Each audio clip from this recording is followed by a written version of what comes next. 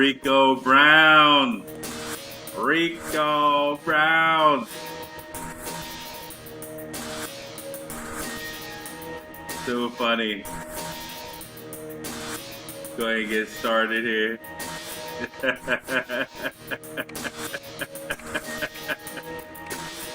Oh, boy, I tell you. Boy, I tell you. So let me go ahead and tone this tight little beat down. I was doing something in studios. I guess we could keep it going in the background just a little hinge. But I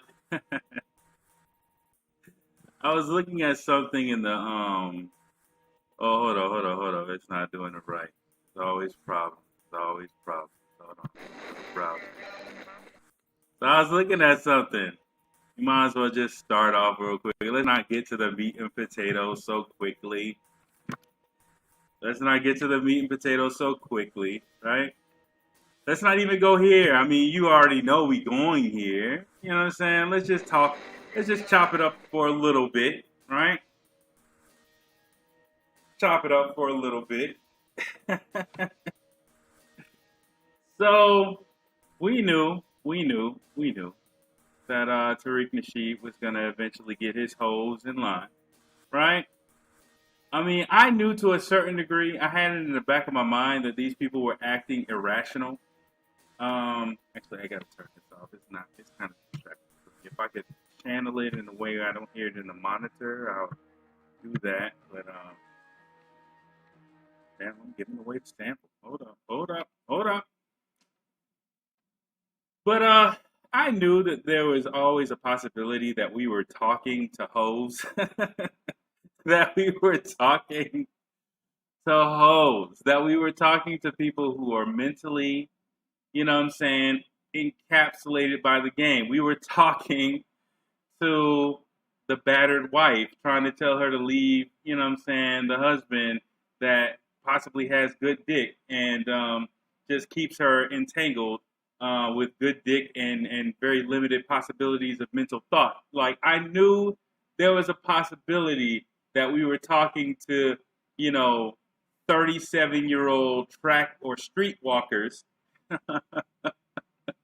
who were just committed to daddy. You know what I'm saying? They've gotten their ass whooped so much. There's now gunshot wounds in their ass. They know their years have passed, and they just want to commit themselves to being one good thing in their life, and they've decided to commit themselves to being hoes, right?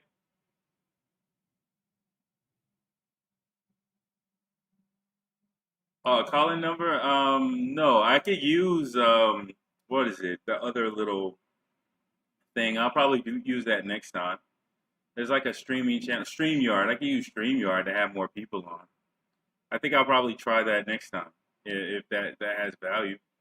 Because I'm sorry that y'all can't get in on this right now. If I would have known about it early, I would have set that up. I mean, I hate to be the only one laughing, but I'm about to be laughing my ass off about this shit. As well as the long response letter. That's what y'all saw initially. That long ass response letter that you see there from Rico Brown, right? I don't know if that's a nom de plume for Tariq Nasheed or not, but we'll just take it at face value that he's just a very loyal surrogate of Tariq Nasheed and not the man himself writing behind a pseudonym. But the long treatise to everything, it's hilarious. It's hilarious. It is truly hilarious. It looks like, TBA probably shouldn't have done that stupid shit he did because I was just chilling. I have a job, my friend. What's up, Ann James?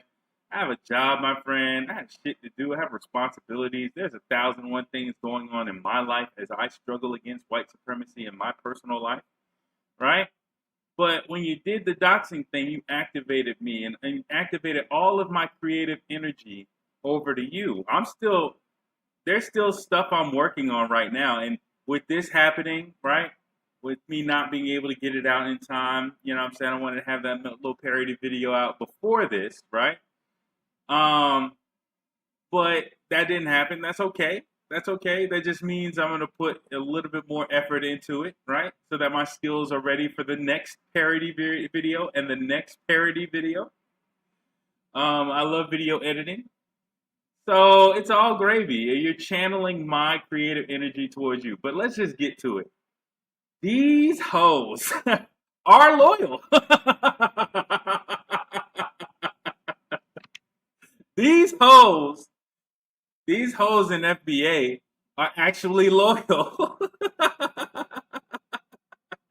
I cannot believe I'm saying this. You know, all things are possible through loyal hoes. That strengthened me. Like, honestly, apparently. Like, the part that's not a laughing matter, though, the part that's not at all a laughing matter, is the fact that Umar Johnson is going to be doing the same. Excuse me, Dr. Umar Johnson is going to be doing the same thing. Down to the Reggie Novell argument in the chat. This is a prototype for every single grifter in the black space. This is a prototype for them. They now know exactly what to do in order to raise that much money, right? At the very least, and we're getting into the assumptions of this other person, right? And I've said this. My main goal in protesting this or being counter to this is that A, you shouldn't be asking money amongst people who are impoverished, right? And you know that they need reparations. But two, to raise the level of responsibility, right? The price tag on potential grifting, right? I think I have, because it seems like they went the route of not touching the $50,000 and $100,000 donation levels. Like I said, they've been listening. When I say, hey, Tariq, right? I think we now can agree that that is 100% correct. Like, this nigga is watching heavy. This nigga is watching heavy. Anybody who thinks that he's not, just this nigga is watching heavy. Him and D Tubman, all of his team, those times when we have spikes of like, you know what I'm saying, 16 people in the room. I am new to all of this, right? I try to keep my production value to a certain level because that's just me, right? But you know, the times when we have all these people in the room, I'm fairly confident. We got Tariq Nasheed, we got a couple other people, TBA, we got a couple other people trying to do video recordings from something else that is going on. They trying to get something. Yeah, we got a large amount of people who are just watching, right? And they knew that narrative was already out there, right? That hey, you changed the donations to include 50,000 and 100,000. We watching this, nigga. We watching this heavy. So they had to switch gears and go another route. You know what I'm saying? In a way that makes it very difficult to prove whether or not any shenanigans or bullshit was going on right behind the scenes. And that's cool. That's cool. I wonder whether or not that sort of raised the price tag. It really didn't. I was hoping that there would be some sort of transparency, you know, bylaws being shown, some sort of voting access for the people who did donate. You know what I'm saying? That was low-key some of my push goals in the background. But you cannot factor in. You always got to factor in, which I thought I didn't have to. ISIS, you are a better judgment of people than I am because I did not factor in the stupidity and hoe-like behavior of the black community. God damn, y'all made us look horribly bad. How do you raise $1 million? Think about how the fuck do you raise $1 million and we still come out looking horrible? How the fuck do you do that? How the fuck do you do that? How do you raise $1.1 million and you still make us look stupid as fuck to people with minds? Right? Like, okay, a person outside of this would be thinking to themselves, okay, y'all raised $1.1 million. What's the name of the organization that's the nonprofit that's holding this, what you call it? Okay, you got to go back and check. Okay, what's the bylaws? Like, how does that operate? You know what I'm saying? How much is Tariq? How much is he going to get paid from the $1 million that you guys are donating? Oh, you don't know? Okay, how much is Tariq going to put into the property? Like you said that it's $3 million. He's asking for $1 million. He's ultimately asking for $7 million. What's his contribution up until this point? And what's his future contributions in the future? He's made it clear that he expects your future contributions to be $6 million. Has he advertised or said what his future contributions are? No, you don't know. So wait a minute. How is this Hidden History Museum any different or better than the African American History Museum in DC? Oh, it's worse? Oh, you got to travel way the fuck to California in order to go there? Oh, okay. So where do you live again? Like all these basic ass questions make us exactly. It's embarrassing. It makes us look stupid. How the fuck? How the fuck do you raise $1.1 million and you still make black people look dumb as fuck for giving it to you? You literally okay. So let me look at another person outside of this situation. Looking at the what's it called? Looking at the promotional material, quote unquote. Oh, it looks like he's calling you guys zip coons for asking for a plebiscite. A plebiscite means that if you guys donate money, you'll get a vote in accordance to the amount of money you donated. So he doesn't want you guys to have any sort of control or any sort of say so in the museum. It would seem like if you guys are the ones who are putting in the money and you guys are a large enough group of people to where no one person can control it, it would make sense that, for a museum, a nonprofit museum that's supposed to be serving you all, the backers of the project, right? That you guys would get some sort of say in this. And he's actually turning it around and using mental games in order to make you seem stupid for even asking to do so as a collective. I can't. I, I'm trying to use. I'm trying. Y'all know me to a certain degree. You know, I try not to get on here with the real fuckery that's in my mind. I try to elevate the conversation to a certain degree. I try. I try. But these hoes! My mic is clipping like a motherfucker.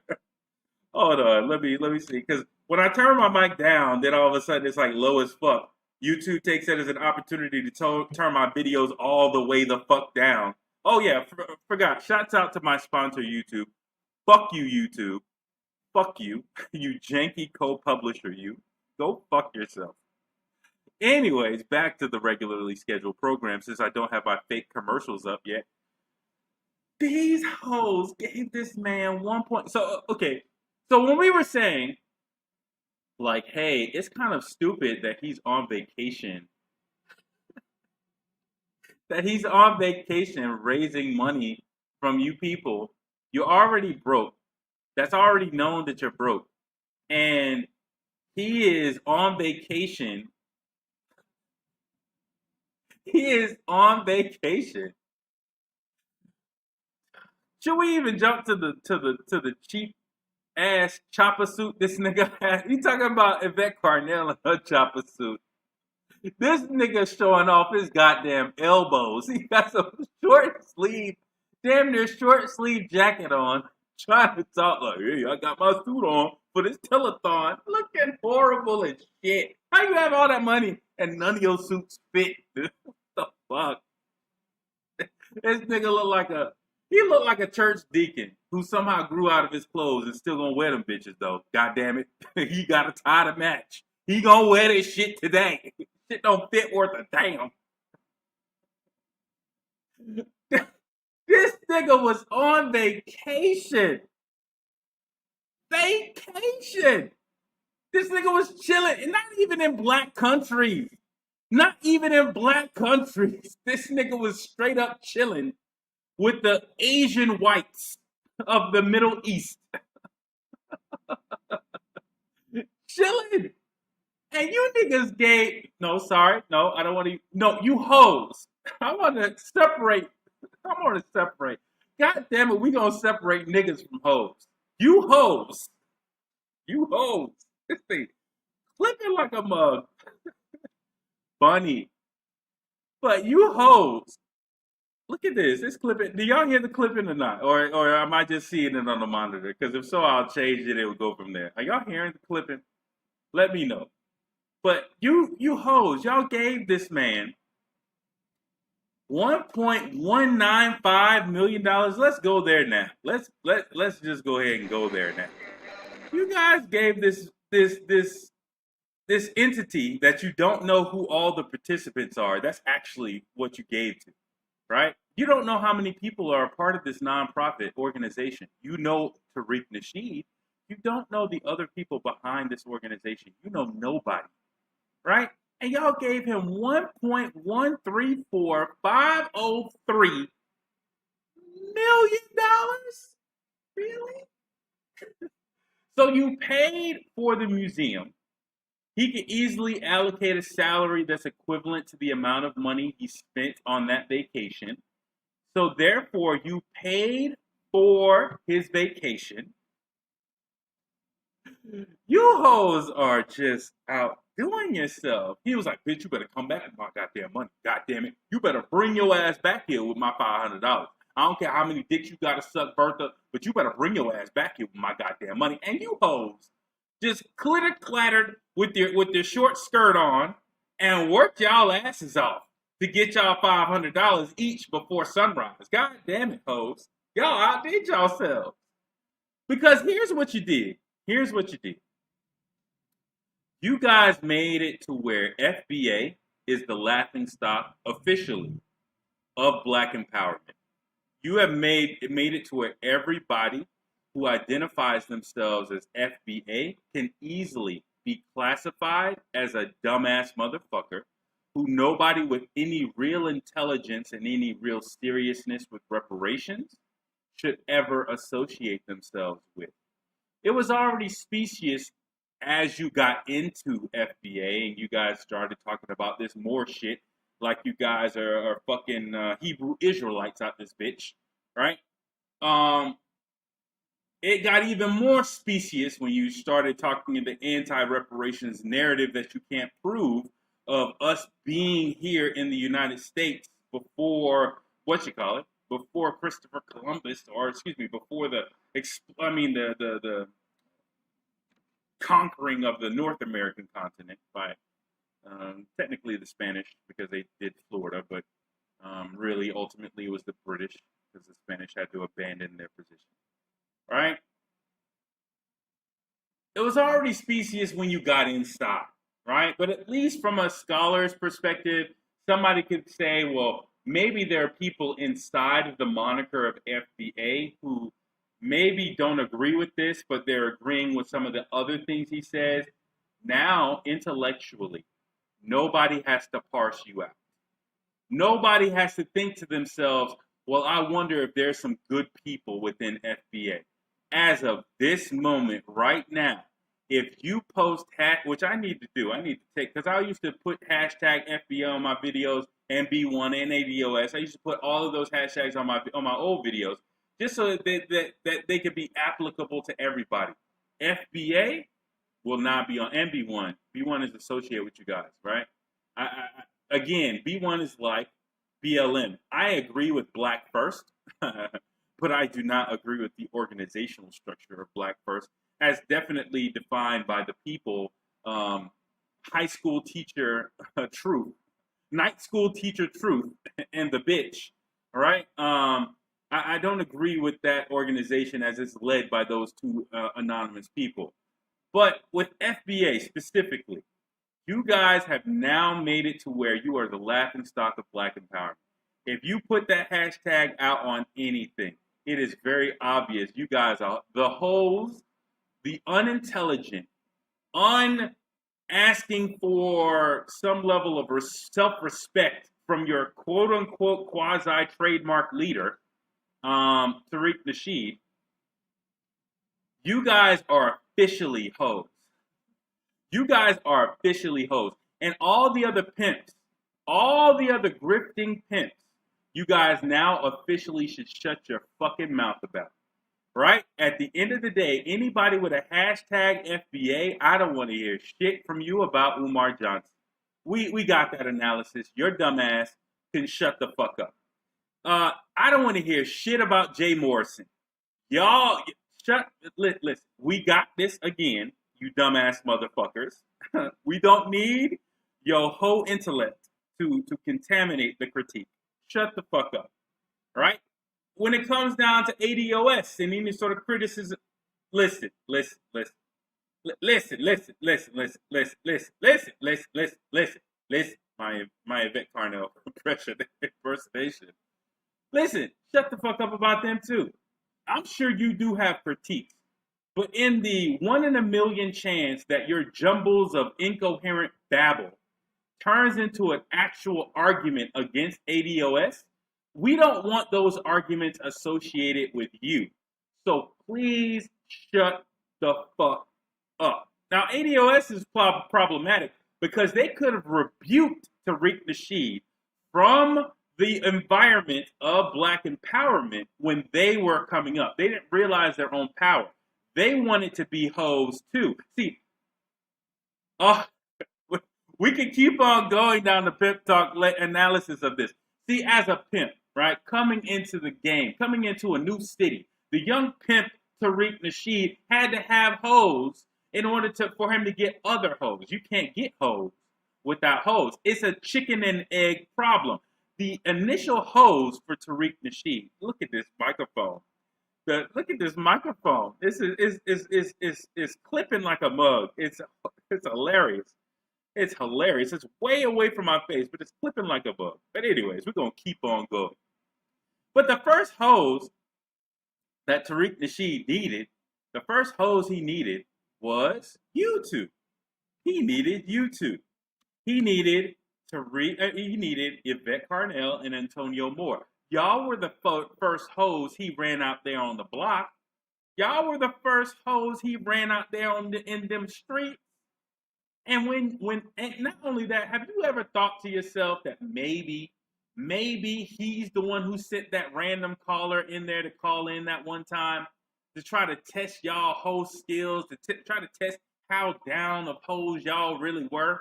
And instead of y'all taking that call and saying, hey, there are some legitimate things, you know what I'm saying? We're talking to Tariq Nasheed in the background about these things. If they become problematic, we're willing to move on from having any sort of relationship with Tariq Nasheed.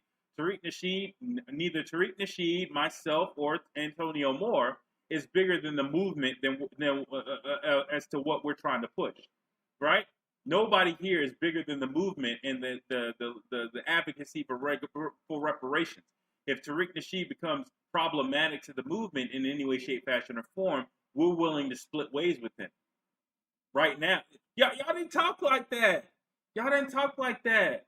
Antonio Moore was like, "Don't you talk about my daddy? Don't you? Y'all got a problem with him?" This is very hard for me, but anyways, you get the gist of what I'm trying to do. I can't go full blown with this impersonation, but you get the gist. But if you got a problem with him, take that problem with him. Take that problem to Tariq.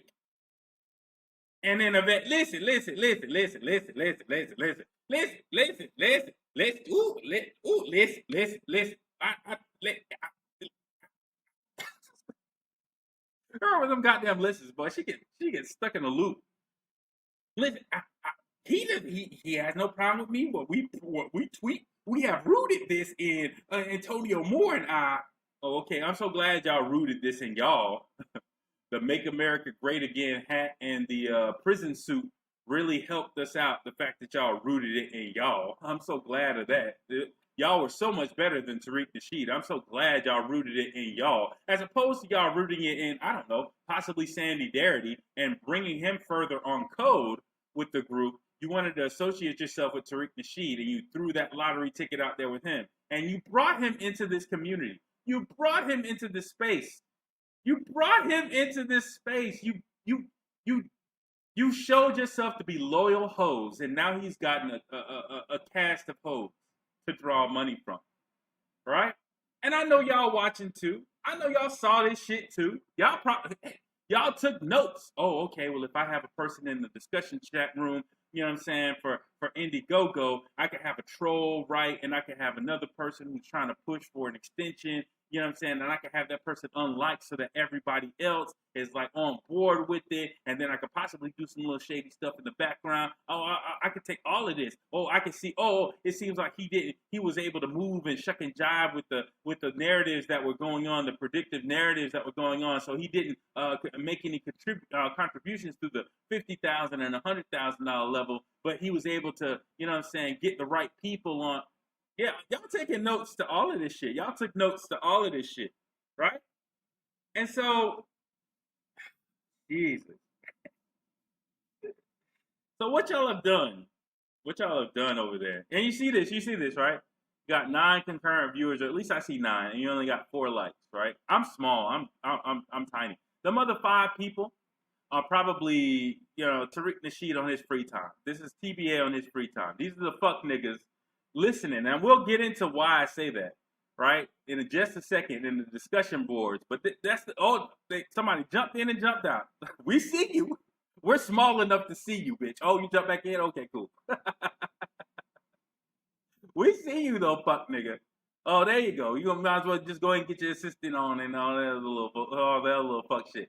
We see y'all. I'm fairly at least the Rico Brown, quote unquote.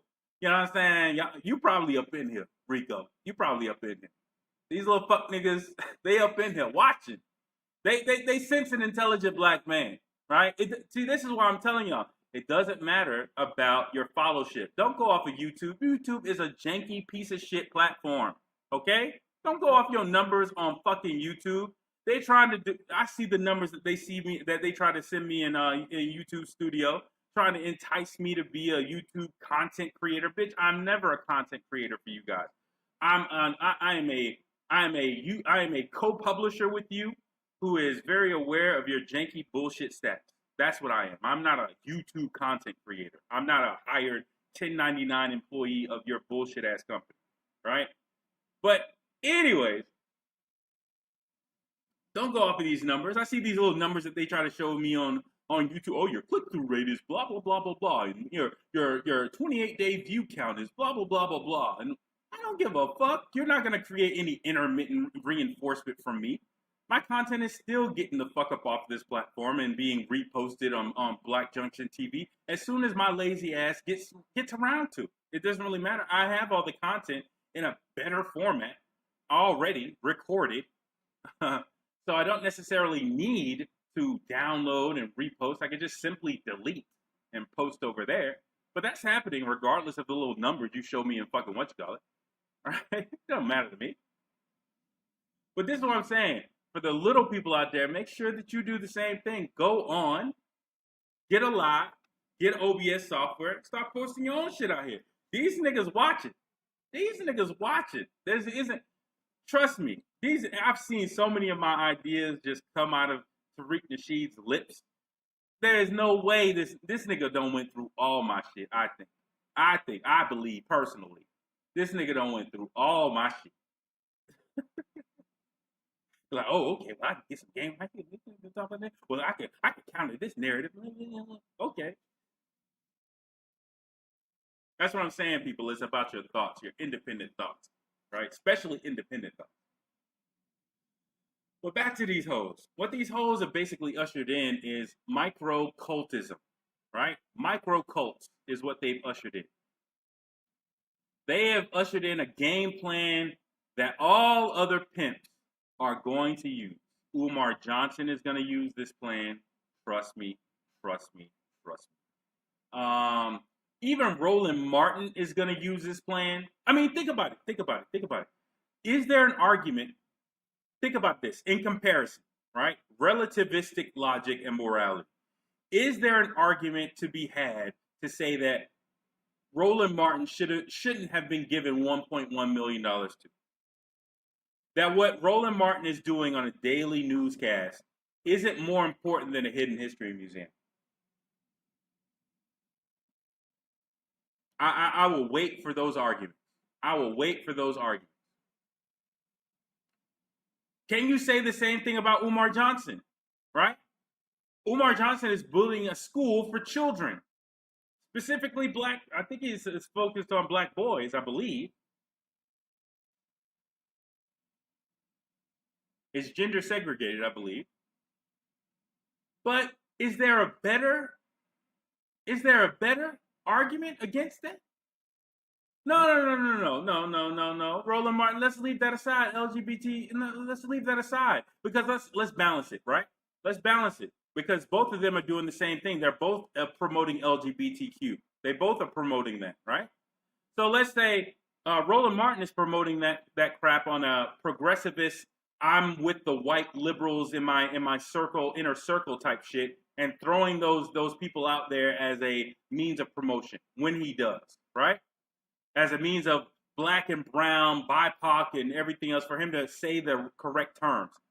Tariq Nasheed is throwing out the same sort of bullshit in support of the LGBTQ community because he is actually showing himself to be the boogeyman of the LGBTQ community, right? He's not actually explaining anything that happens as to, in a real sense. Like, hey, sexual assault as a child is what leads most of these people, or a large amount of these people, to this type of behavior. And what we need to focus on is pedophilia and stuff like that. He's not doing that type of shit. He's throwing out pussy and all these other little that easily can be classified as homophobic terms that give support to the LGBTQ community. As examples to that, the LGBTQ community runs Hollywood. Has this stopped his access to news outlets at all?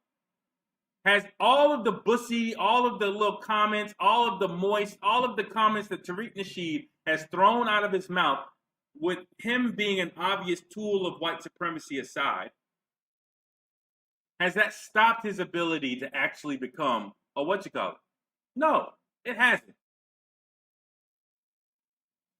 Listen, I'm gonna move on with my content and I'm gonna keep it rolling. You can have your opinion all you want to, sir. I just gave you an analysis of that. If you have your personal opinion, you can keep your personal opinion, but it's just your personal opinion. I've told you that it's not just people who promote it overtly. You can be the boogeyman and be the person that's actually promoting it. For instance, you could have two people who are fighting in the ring, and one person is supposed to win, the other person is supposed to take a dive. They both are contributing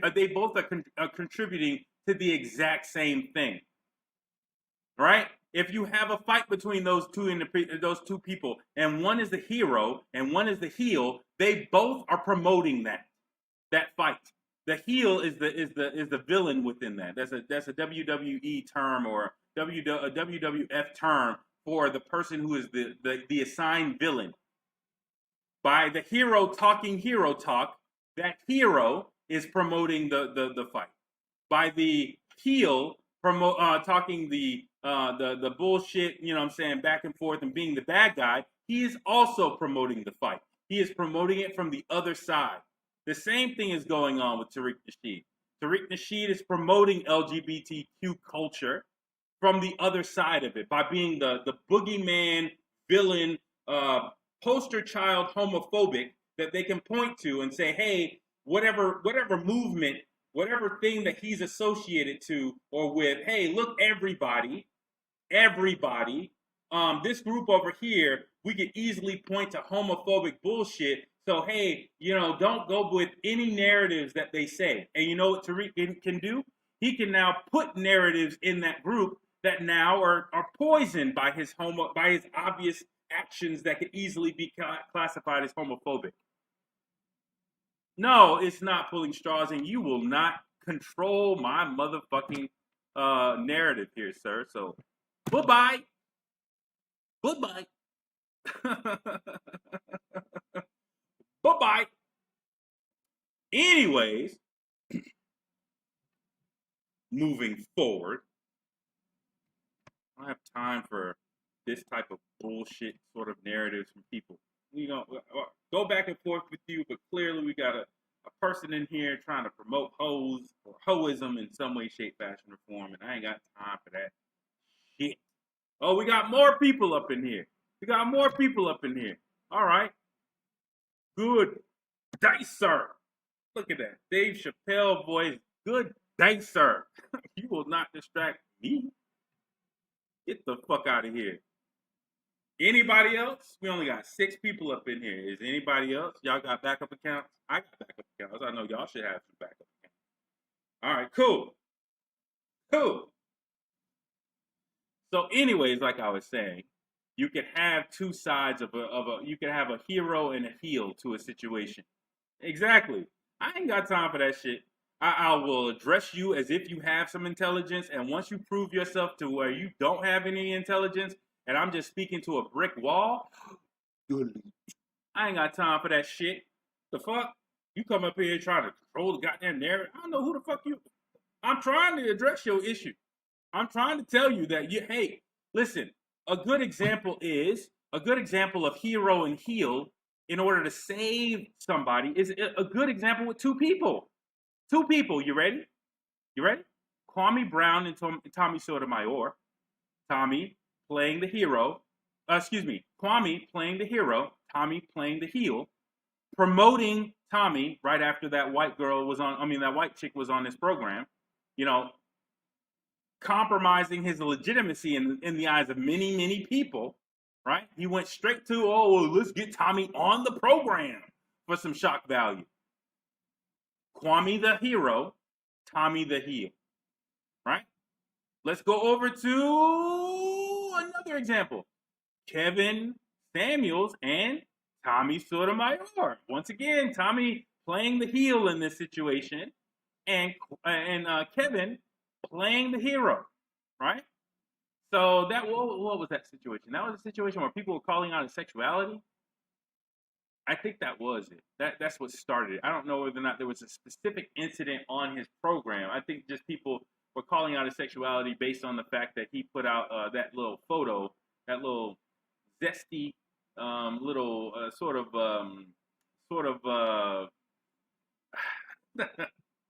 that little photo. I'll leave it at that. That little photo. Poor little thing, because he was. I think it was.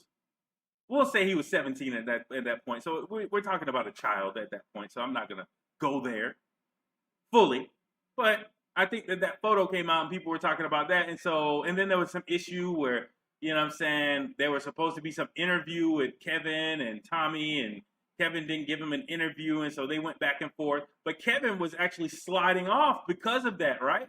And what did Tommy Sotomayor do? He started calling him all sorts of FAGs on YouTube on a monetized video. That video was monetized. Right? He started calling him all sort of FAGs and all this other little stuff on YouTube, right? You know what that did? That saved Kevin Samuels and his legitimacy in his career, because Tommy Sotomayor became the boogeyman. Because it was like, okay, well, let's have a real conversation about Kevin Samuels and whether or not his sexuality is in question, and whether his sexuality being different than what he promotes calls into question his legitimacy to give this certain advice, as well as his tactics of demeaning black women. No, we can't have that conversation, because while we're trying to have that conversation, Tommy Sotomayor is over in the corner calling him UFAG, blah, blah, blah, blah, blah, saying all this other shit, right? Doing all this other shit, not having an elevated conversation. And in the same conversation, mind you, was saying that black people as a collective are stupid and that we need another Holocaust for black people. That is being a heel. That is actually supporting LGBTQ agenda and everything else. He did his job in that situation. And you know why? You know how I know he did his job? Because YouTube, the janky co-publisher that is the handler for all these white supremacist tools, has not deplatformed Tommy from its platform. Tommy still has the ability to promote his videos, whereas everybody else who said the same thing about the LGBTQ community in earnest would have their their channels completely banned for community guidelines strike. That didn't happen to Tommy Sotomayor. So you guys need to elevate your thinking. Like, this simplistic fucking thinking is why this Hidden History Museum has 1.1 million people. Who cares about his mother-in-law being white? Who cares about his If his mother-in-law is white and his wife is half white, guess what? And his children are therefore biracial. Well, there's no such thing as biracial in my opinion. But I would have to go into my theory of root jurisdiction or racial root jurisdiction in order to get to that point. But who cares? Tariq is problematic on his own. On his own. On his lonesome. On his lonesome. Tariq Nasheed is the public figure in that situation. And therefore, Tariq Nasheed is the person who's problematic. He didn't get if he has a white mother-in-law, his white mother-in-law didn't put up this hidden history museum. All right? Whether or not she had a hand in the idea, who knows? But she ain't put this up. She ain't promote this shit. She hasn't been on camera promoting this shit.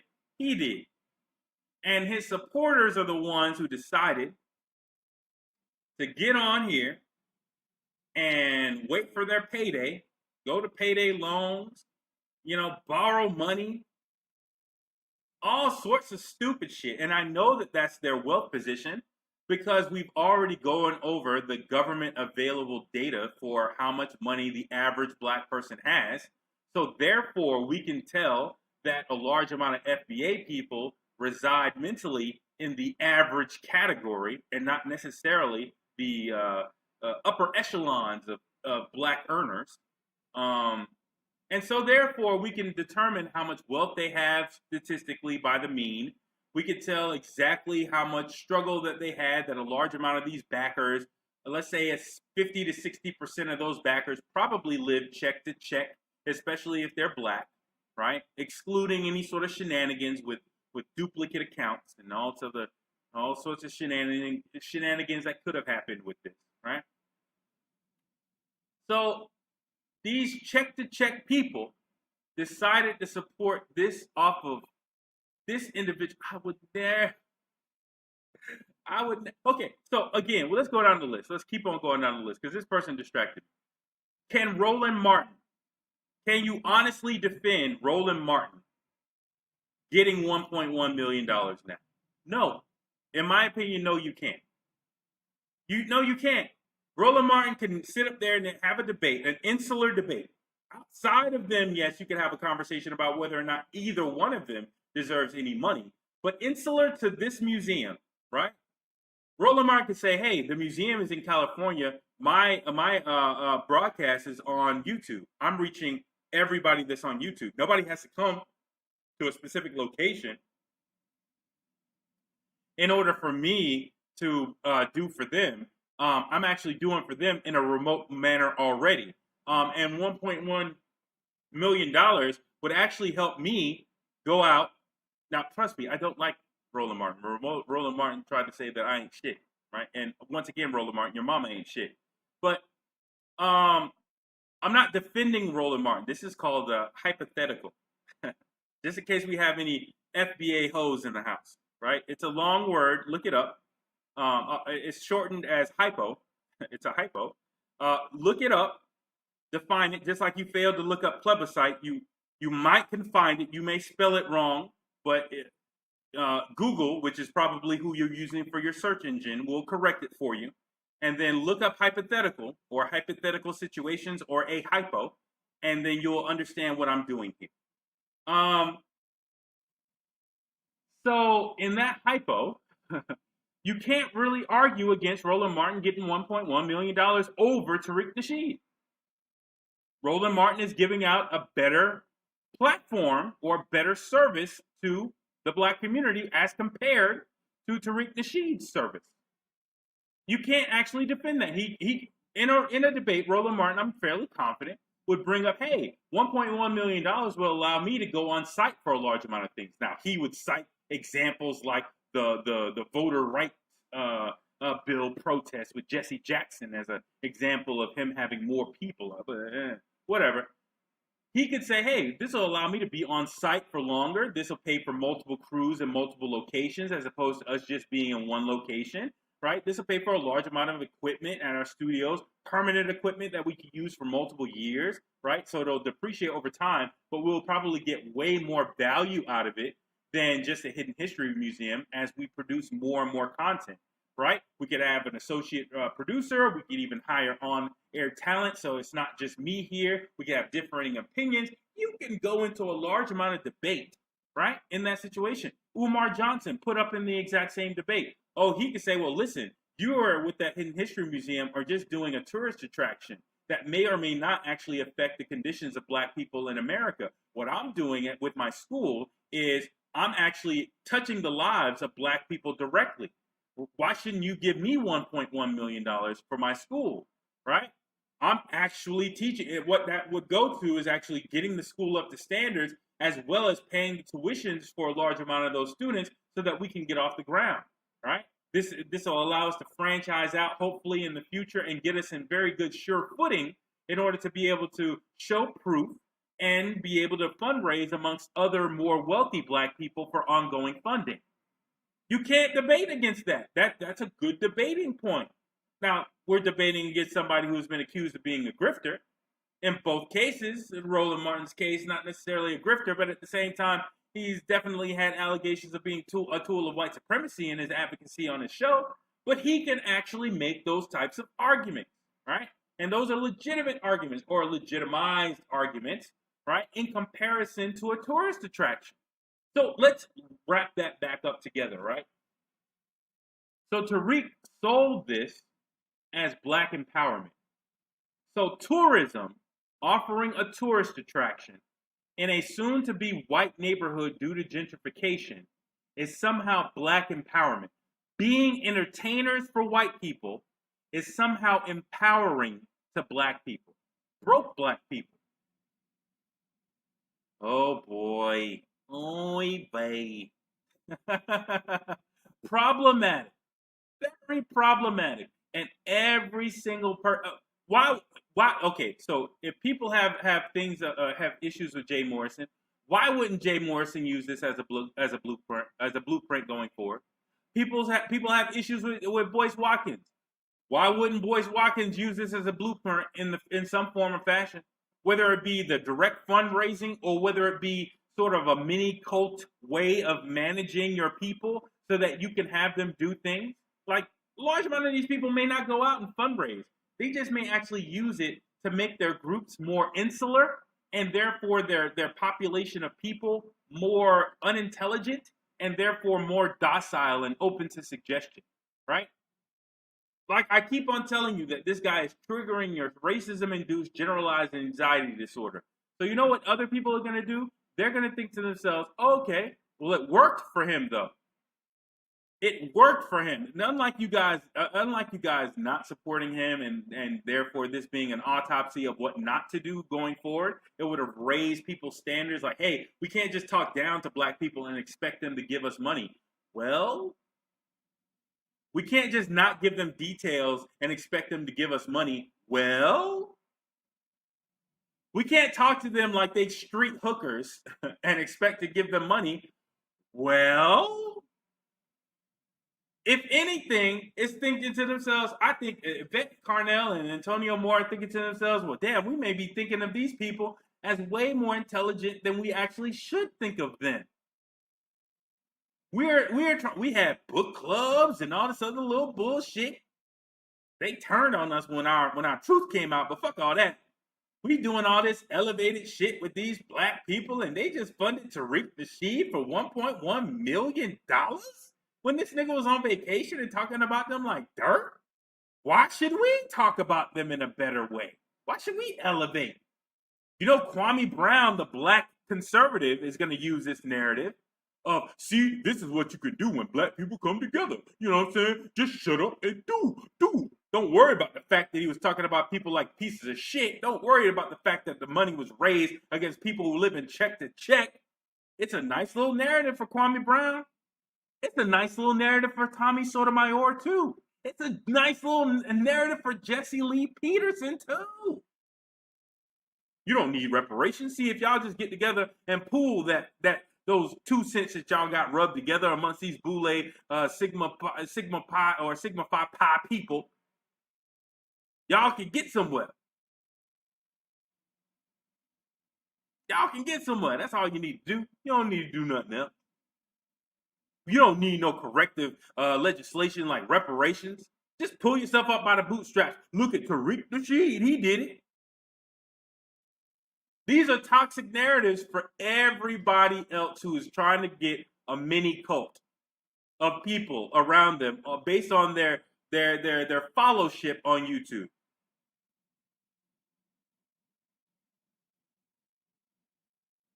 And that's what we need to start calling these people. That's what they are. That's what I think I could even go back to a video of Tariq Nasheed telling people, well, if your family members ain't on it, if they talking this, you need to get away from your family members. Sometimes your family members can be coons too. I thought that there was a video out there. I could be wrong, but I thought there was a video out there of him doing the exact same shit, of him basically going into quasi-cultish like advice to his people, of distancing them from their families and shit like that. He hopefully will back off of that, but I still remember seeing that type of shit. He's basically what he's done, you dumb motherfuckers at FBA. Here's what he's done.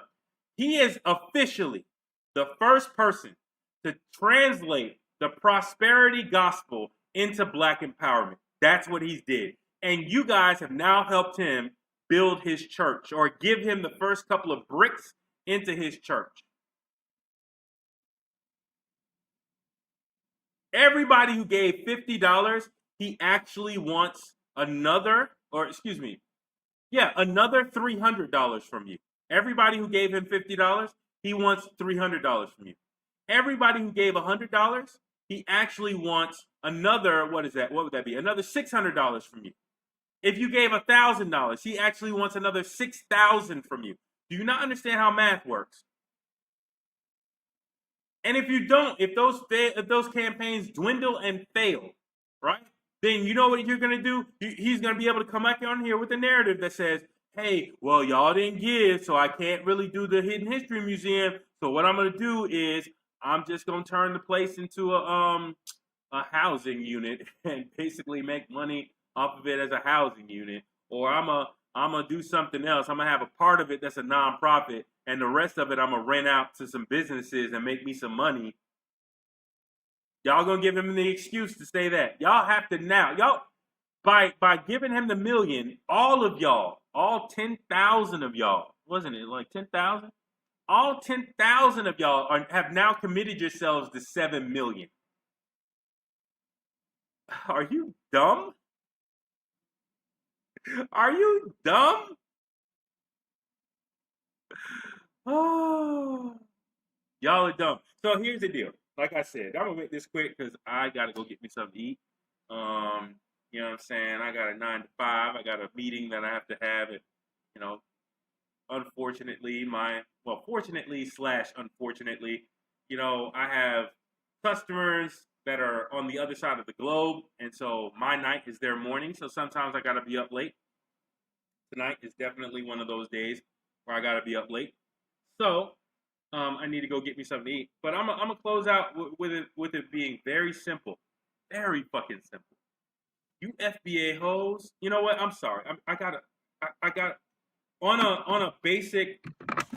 Oh, there we go. Oh, my microphone is on some spasm shit. Hold on one second. Hold on one second. Hold on. Hold on. Oh, there we go. Okay, you good? No, you ain't good. You about to fall again. Okay, you good now? All right, cool. All you FBA hoes. Oh, see, the microphone doesn't. The microphone is possibly is a suspected FBA hoe. I'm sorry. My microphone is a suspected FBA hoe. All you FBA hoes, y'all did a very good job. Y'all did a very good job. Y'all gave him $1.1 million with no accountability. He talked about y'all like y'all were pieces of shit. He manipulated y'all mentally on some sales tactics shit. Y'all didn't ask for any accountability or inclusion, especially at the $50 level when you could have easily done so. And y'all gave him $1.1 million. Y'all signed y'all names to this. Who knows? Y'all could have probably given him less and he probably could have finessed the rest. But who knows now? But by the fact that he only, that what's showing on paper is that the $50 and $100 levels are the main ones that help him get over the level or get over the limit. Y'all can't say nothing. I'm giving you a long clap. A $1.1 million worth clap. Now, with that concluded, y'all are officially the dumbest motherfuckers in black empowerment space. Y'all are the last people. Y'all are where policy goes to die, officially. We need, by the time FBA, by FBA I mean Tariq Nasheed, your benevolent leader, the only leader within the FBA organization. Even though Vicky Dillard wants to try to, I don't know, choke on something to get herself over there, but whatever. The only leader of FBA, Tariq Nasheed, whenever he decides to open his mouth and say a policy, we now can know that it's probably either being targeted by white supremacy, right? That's why they want to throw it over on the trash pile that is FBA, right? And allow him to say those narratives, right? Or, well, yeah, that's basically the only reason, actually. And we need to either modify those narratives or fight those narratives as they're being possibly changed by FBA or, again, Tariq Nasheed, your benevolent leader, right? So we now have a very good idea of who y'all are. I mean, at the end of the day, I know y'all thinking to yourself, "Whoa, ha ha ha! You said we were." No. I always said y'all was. I always said y'all wasn't going to get a refund. I always said y'all was not going to get a refund. Keep that in mind. I always said y'all was not ever going to get a refund. Okay? Don't get that tangled and twisted. The manner in which y'all didn't get a refund is up to debate as to how that happened. As of right now, I can only say the worst part of that is that it looks like y'all gave him the money. It looks like the $50,000 and $100,000 levels were not used. So it looks like y'all gave him the money. Now I know that I saw the $5,000 level mark, and that's just good. It could be businesses jumping on Tariq Nasheed's dick at the last minute. It could be, right? Could be. Who knows? But it looks like y'all gave him the money, which means that FBA is officially full of dumbass people. They are, in my opinion, FBA is the name FBA, and those who associate themselves with that hashtag FBA and identify themselves as foundational Black Americans are the stupidest fucking people in Black empowerment. Every fucking thing that y'all say out y'all mouth is some reckless shit and possibly should be countered. If Tariq Nasheed is saying A, Black empowerment now has to really consider whether B is the true direction. And if B is not the true direction, then we need to focus on taking A from the mouth of the slobbering dog in the hopes that we can clean it up and wipe off the slobber on our policies so that we can possibly have them be presentable as we push for those policies in the future. Right? So anything, again, and we can look backwards and see that pull-up summer is not something we should be advocating for. That is not something that should be widespread of us having to take vigilante justice in our hands, especially in states like Florida with an anti-riot bill, that all the local police have to do is deem that organization of people as a violent mob. And guess what can happen? That person can take a gun, stick it out the window, and spray every fucking body there, and they're not going to jail. They also, when they're coming home to their home, and those people are there in the street, blocking the street or doing anything else, they can legally run them the fuck over, man, woman, and child, park their car in their driveway. Maybe they'll get dragged out of that car if they decided to do something like that. But once the police gets there, the police are not going to do a jack diddly shit for them. They're not even going to arrest them based on the anti-riot bill, especially if that's involved, if that is deemed a riot. But is Tariq Nasheed telling you anything? No, he's doing pull up summer. Yeah, that's good. Pull up summer. Y'all stupid niggas, pull up. Am I gonna pull up with y'all? No, I have a wife, I have a child, and I have a family, and I have several businesses. So I won't be pulling up and putting my life on the line and possibly being shot by the redneck pointing a gun out the window. But this is a great shirt that I can sell to you dumb niggas who decide to pull up, right? So that's just a quick example, but every single policy position that Tariq Nasheed has now, it's great to a certain degree. Just like the inverse logic of that bitch, the Black Authority, trying to say that somehow Jim Crow Joe Biden and Kamala Harris being elected is somehow great for Black people. No, it's great for your wannabe Rush Limbaugh show there, Black Authority, but it's actually not good for regular Black people. But to turn a phrase from him, this is good, right? Because now, my FBA microphone. My FBA microphone. Do you want to be a descendant of American slaves microphone, or do you want to be an FBA microphone? Choose. But now we could say that by the time Tariq Nasheed is talking about it, it's probably on some fuck shit. Or they probably already have a counter to it. Or he's being the counter to whatever that policy is. So I'm glad that he doesn't talk about reparations in honesty. I'm glad he doesn't. I'm glad he realizes that jumping into that space of talking about reparations is something he can't do. Right? For that same reason, I'm glad Kwame Brown doesn't talk about it. I'm glad Tommy Sotomayor doesn't talk about it. I'm glad Rizza Islam doesn't talk about it. I'm glad that Boyce Watkins doesn't really talk about it. I'm glad that Judge Joe Brown talks about it, but talks about it in a reckless fucking way that could easily be dismissed. Right? The only people that give me pause is ADOS-AF. Right? We gonna have to see what the fuck they talking about. But I'm glad these bootlicks can't touch that. They could run up and touch it real quick and run away. They can't grab reparations in their hands and talk about it full-throated, because the weight and gravity of reparations and the still lost souls of the descendants of American slaves still rattling their chains in their fucking graves, wondering when they're going to get any sort of rest for their sleep, as they watch their children's children still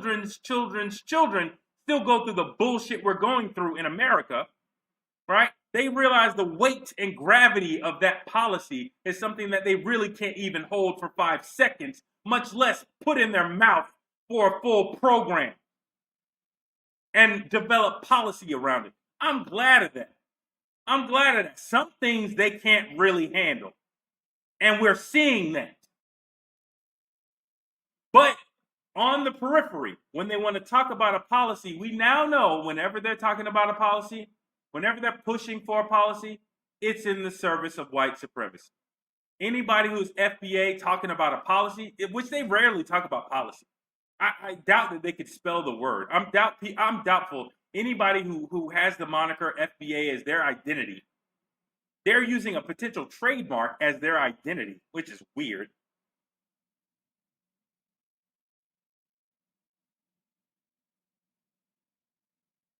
But anybody who has that as their identity, we can now classify as stupid. We can now classify those individuals as stupid. We can now classify those individuals as, if you're talking about this, I need to reassess this. It's time for me to reassess this. I'm going to listen to you, but I'm only listening to you for the fuckery that you added to what I was talking about. Let me see. Where's the fuckery? Where's the reinterpretation? Where is the addition? Where is the overreach? Where is the underreach? What have you done to change things? Let me see that. Because whatever part of the policy you've tried to change, by you, I mean Tariq Nasheed, because most FBA can only parrot the shit that comes out of his mouth. So, whatever that is, then that's the actual thing that white supremacy actually has a problem with. If you're taking my policy and changing it, now I can see what their true problem is. If you're advocating for something, now I can see that, hey, I probably should go a different route entirely than that. You guys are now officially the dumb people. The dumb control group is what you are. That's what you are. And I thought it was going to be close. I thought it was going to be like 1,005,000. Y'all niggas gave this man $1.135 million. Do you understand? Do you understand that with that much money coming in, this nigga can plan this on an annual basis? He could have a literal. I'm doing a parody video of a telethon, right? I'm doing a parody video, but do you understand? Tell me the logic. Tell me the logic behind whether or not he should do this on an annual basis. Why he shouldn't do this. There is no logic. He can do this annually. If his money's running low, oh fuck it. I'll just go ahead and do a fundraiser amongst these black people. They'll give me $1 million. They gave it to me last time.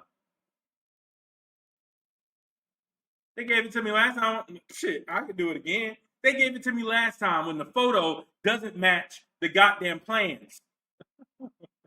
The photo of the building doesn't match the plans. So y'all y'all FBA people are going to be in for a real. He's already trying to set up for security reasons. I don't even much know if it's going to have all those windows.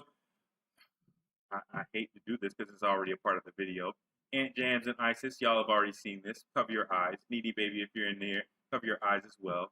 You've already seen this 1,001 times. Right? Looks like my battery's about to run dead. Hold on, let me get this real quick and I'll get my charger. But yeah, you see this? The plans for this building doesn't seem to be the same plans for the other building. There are the only doors, it seems like, are here. This hidden history portion right here, or this portion right here, doesn't seem to be an entryway. Doesn't seem to be. This seems to be a completely different building than the one being presented, right? So if this is the street and this is the side, right? Then you have this here, right? That's problematic. And if this is the street, right? And this is the side, then you have this here, which is problematic and doesn't match exactly. And you notice that this is technically a bathroom or a conference area, right? So who would have entryway doors like that? Who would have entryway doors like that if that's what's behind it? Right? As well as on the side. So this, to my eyes, doesn't even match what you have here. So I think a large amount of people donated, and just off of the basic stupidity, y'all are going to be mad when it doesn't actually look like this. So over the time period, he's going to come up with narratives like, oh, yeah, these white supremacists are really threatening the museum, so we had to change up the design, the blah, blah, blah, blah, blah. Y'all really going to be mad when it doesn't look like this. Because this is about $30 million. This would look like about $25 to $30 million to build. That's just me. Off of construction, putting shit in there, getting certification. That looks like, we already went through it, how many stories it looks like on the photo. That looks like about $25, $30 million. So y'all already off rip gonna be mad when it doesn't look like this.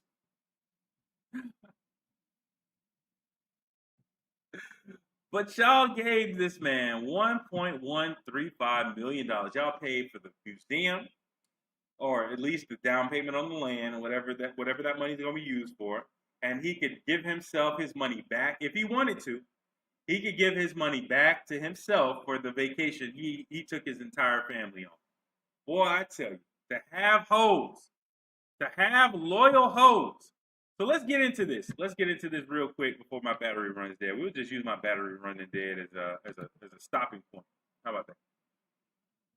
Let's get into Rico Brown and this weird sort of narrative that he has here. He clearly is a viewer. What's up, Rico? I have reason to believe that this is a nom de plume based on the words that are coming out of his mouth. But let's go ahead and address it, shall we? And you guys, tell me whether or not this is directed to me directly. Yeah, tell me. There's a vocal group sharing the same lineage as FBA's. No, bitch. That FBA doesn't apply to me. I am functionally a descendant of American slaves. That's what I am. I'm not some FBA. No. Because even foundational Black American is inclusive of other people that you're claiming were already here in America, right? And I'm specific to that. Hold on one second. I do have to get my whatchamacallit. Hold on. Let me get my charger.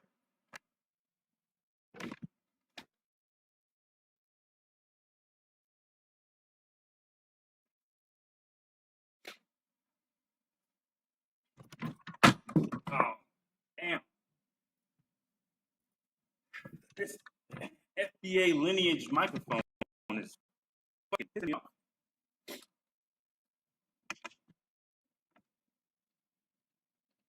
But anyways, let me make sure that we're still streaming here.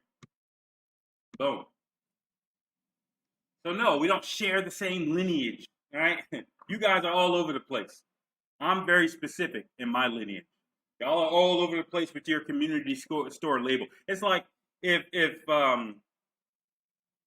I don't know what's the name of a chain.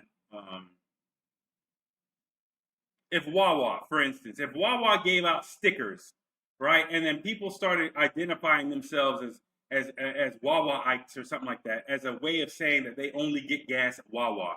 That's sort of the same thing as you basically saying that you're FBA, right?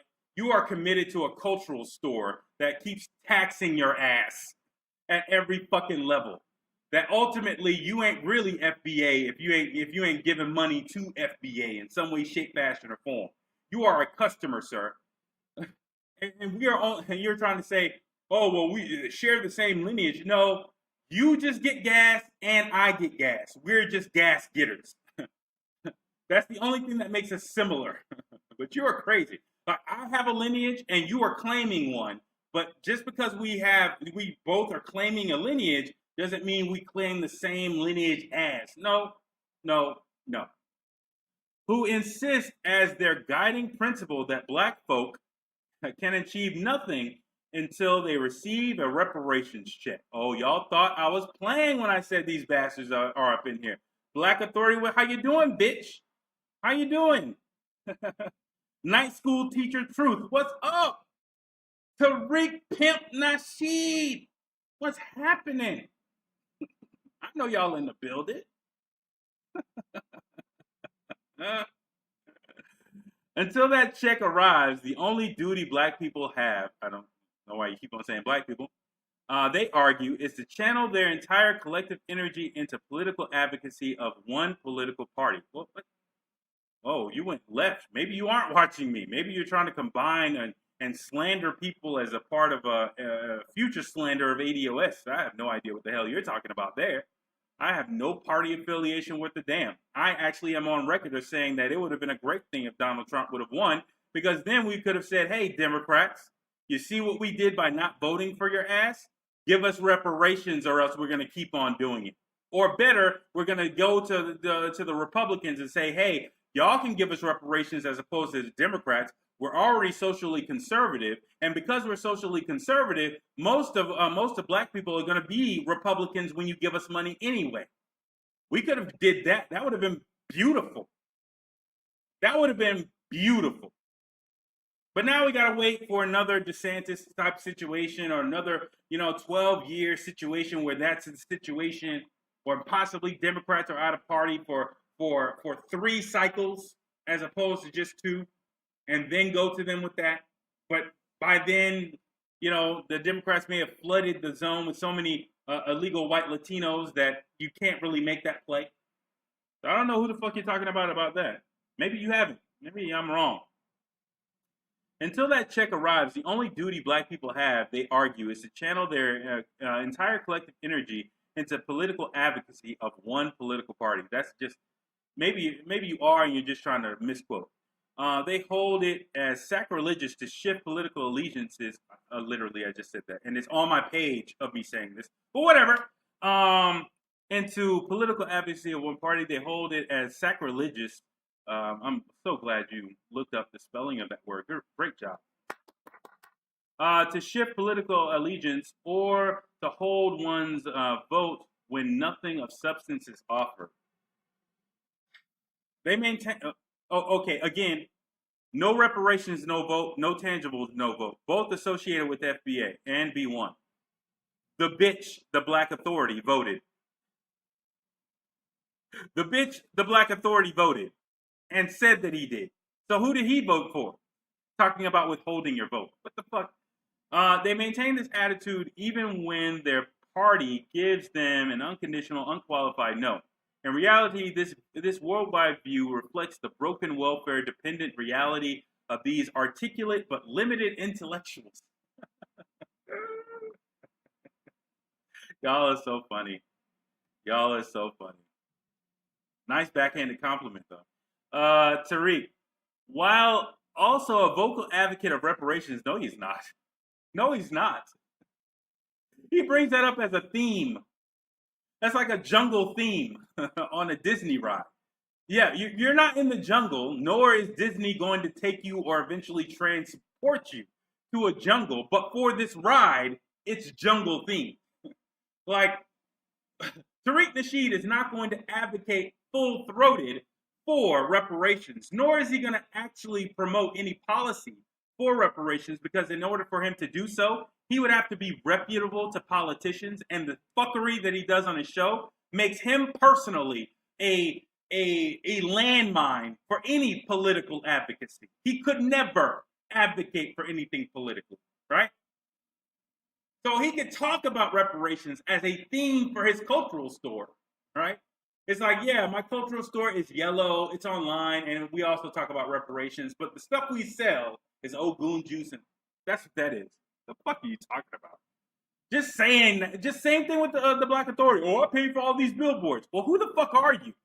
We don't know if you're a white man. Okay. If you paid for the billboards, show us some sort of proof of who you are, so we can vet you, like we didn't do with Tone and found that shit behind him, right? Of him possibly being a prosecutor and definitely having that photo out. We don't know shit. We know more about Roland Martin than we know about you, the Black Authority.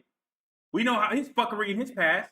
We know that because we know his first and last name. Okay, you pay for these billboards, but okay, you don't talk about shit on your program that actually goes around that as a central topic, but you paid for billboards and you said reparations. Okay, well, who the fuck are you? Where'd you get the money, nigga? Is your real name Roberto Ribeiro? What's the name, guy? The guy from Fresh Prince. Are you really from Puerto Rico? Who the fuck are you? We don't know. But you talk about reparations from time to time. Okay, who gives a fuck? Let's go. People really need to examine. Okay, wait. Wow, you did not say that. You did not. Hold up. Hold up. Hold up. Hold up. You did not say that, Rico. You did not say that, Rico. People really need to examine their leaders. And Tariq's pedigree is impeccable. These hoes are loyal. But I tell you, these FBA hoes are loyal. In his 20s, when most people were accumulating student loan debt, Tariq was signing six-figure book deals selling out the black family into the narrative of Hoism that he's now capitalized on today. I'm sorry. I was reading my own thoughts. I'm sorry. Let me go back to your words there, Rico.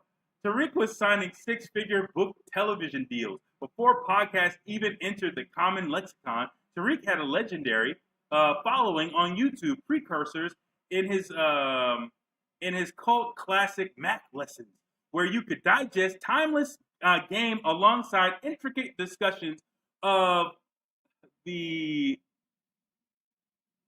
occipital complex. What the fuck? Let me look this up. Hold on. I'm sorry.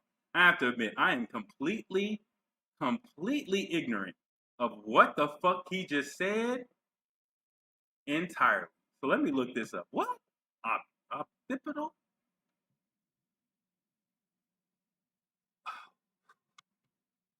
Wait, no, no. I know what an Oedipus complex is, where basically you want to kill your father and marry your mother based on the novel Oedipus Rex.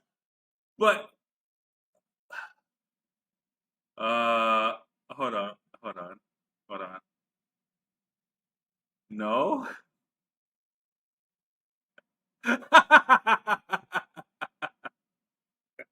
Okay, wait.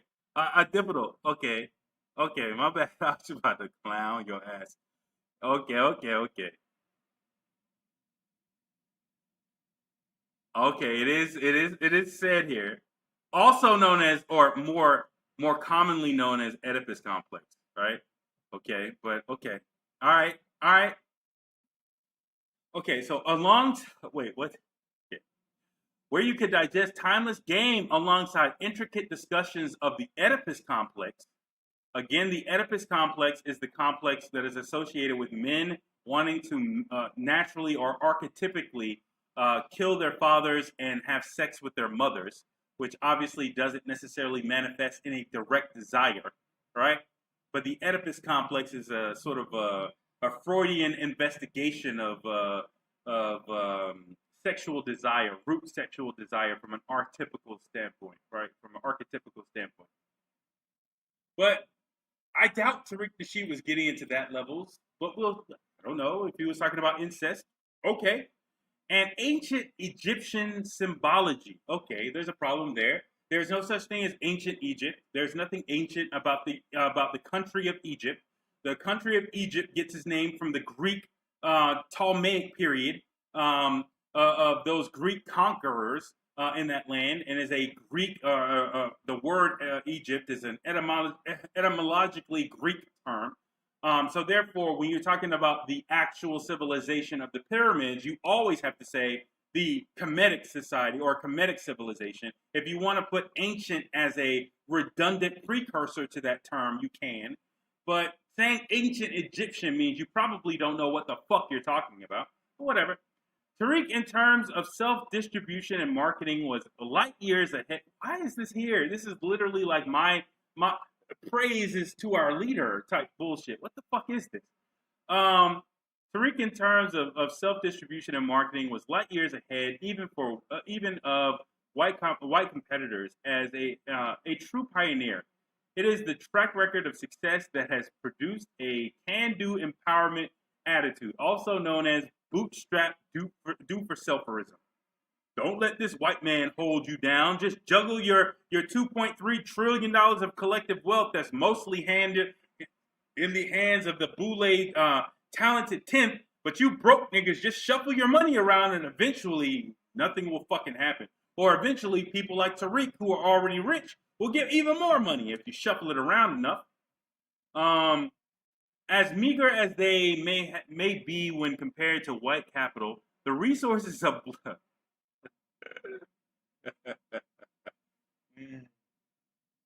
as meager as they may be. Oh Lord. The resources of black people pooled together can equate to substantial sums and a substantial subtraction comparatively to your already beleaguered net worth and net wealth. Gentrification is a terminal step in the progress of white supremacy. What? It's one step removed from extinction. What? What? No. The fuck? White supremacy's goal is not the extinction of black people. White supremacy's goal is the continuation of slavery, which slavery has not stopped in this country since its exception. The 13th Amendment just modifies what legal slavery is. And currently legal slavery is incarceration, which is the reason why black male incarceration rates are so high. Because after they prepare us for early breeding and break us up from our families, they want to house us or warehouse us in prisons. They don't want to make us extinct because now there's a business case for prisoners. You can actually work them for profit, like slaves. The fact that you don't know that, what? Oh God, I don't know if I want to read this whole thing, but I'm gonna try. Gentrification is a terminal step in the progress of white supremacy. It's one step removed from extinction. No, it's not. It is when consolidated white capital back to. It is when consolidated white capital back to reacquire through economic welfare valuable real estate. What? I'm reading this as it's written. Once abandoned to the underclass. Okay, I think you thought that was a. It is when consolidated white capital back to I tried. It's a dumb sentence. I'm not interpreting that. Inflection is not going to change that, or neither is punctuation. That's some weird shit that they just wrote. As cities grow and their economies prosper, the former ghettos that surrounded their their business districts, become prime real estate in a common trope of the Western genre. A stubborn stakeholder holds out against wealthy land acquirer to suffer intimidation followed by escalating violence. Who? Fuck. In reality, this pattern is what led to the death of Nipsey Hussle. um, they land on this cult speak thick. God damn, they even have a messiah in this cult. It's Nipsey Hussle. Nipsey Hussle is the messiah. Who would have thought? Nipsey Hussle is the black conservative do for selferism messiah. Who knew? Who would have thunk it? And his utilization of opportunity zones. Who would have known that him using that white supremacist tool of gentrification, mind you, of opportunity zones will lead him to being the messiah of black conservatives and do for selferism and bootstrap pullers everywhere. Get this man's name out your mouth. The fuck? In the same way, oh, y'all gotta be kidding me. Don't y'all talking about this is our hidden history museum. I think Malcolm X and his definition of a house Negro would have very strong words about you niggas. Okay? Don't try to bring Malcolm X into your discussion. Don't do it to yourself. God damn, y'all going hard. In the same way, Malcolm X's threat to white supremacy is what got him assassinated. Well, the question is whether or not Malcolm X was assassinated by white supremacy or whether or not he was assassinated by the Nation of Islam. That's the question on the table there, sir. Right? That's the question on the table there. Right? Did white supremacy have to go through the Nation of Islam to assassinate Malcolm X? Because I would assume that if they did assassinate Malcolm X, and let's say the Nation of Islam said in back channels to the government, nigga, y'all touch Malcolm X and we gonna light this place the fuck up. I would assume that Hoover and whoever else would not have touched Malcolm X. I would assume. At the very least they would think twice about that shit. And if it happened and shit didn't get popped off, I would think that would be classified in legal terms as assenting to that policy. So the question isn't about whether or not white supremacy killed Malcolm X. No, the question is whether or not the Nation of Islam did, which is an open question that I have not seen answered. It's sufficiently for me.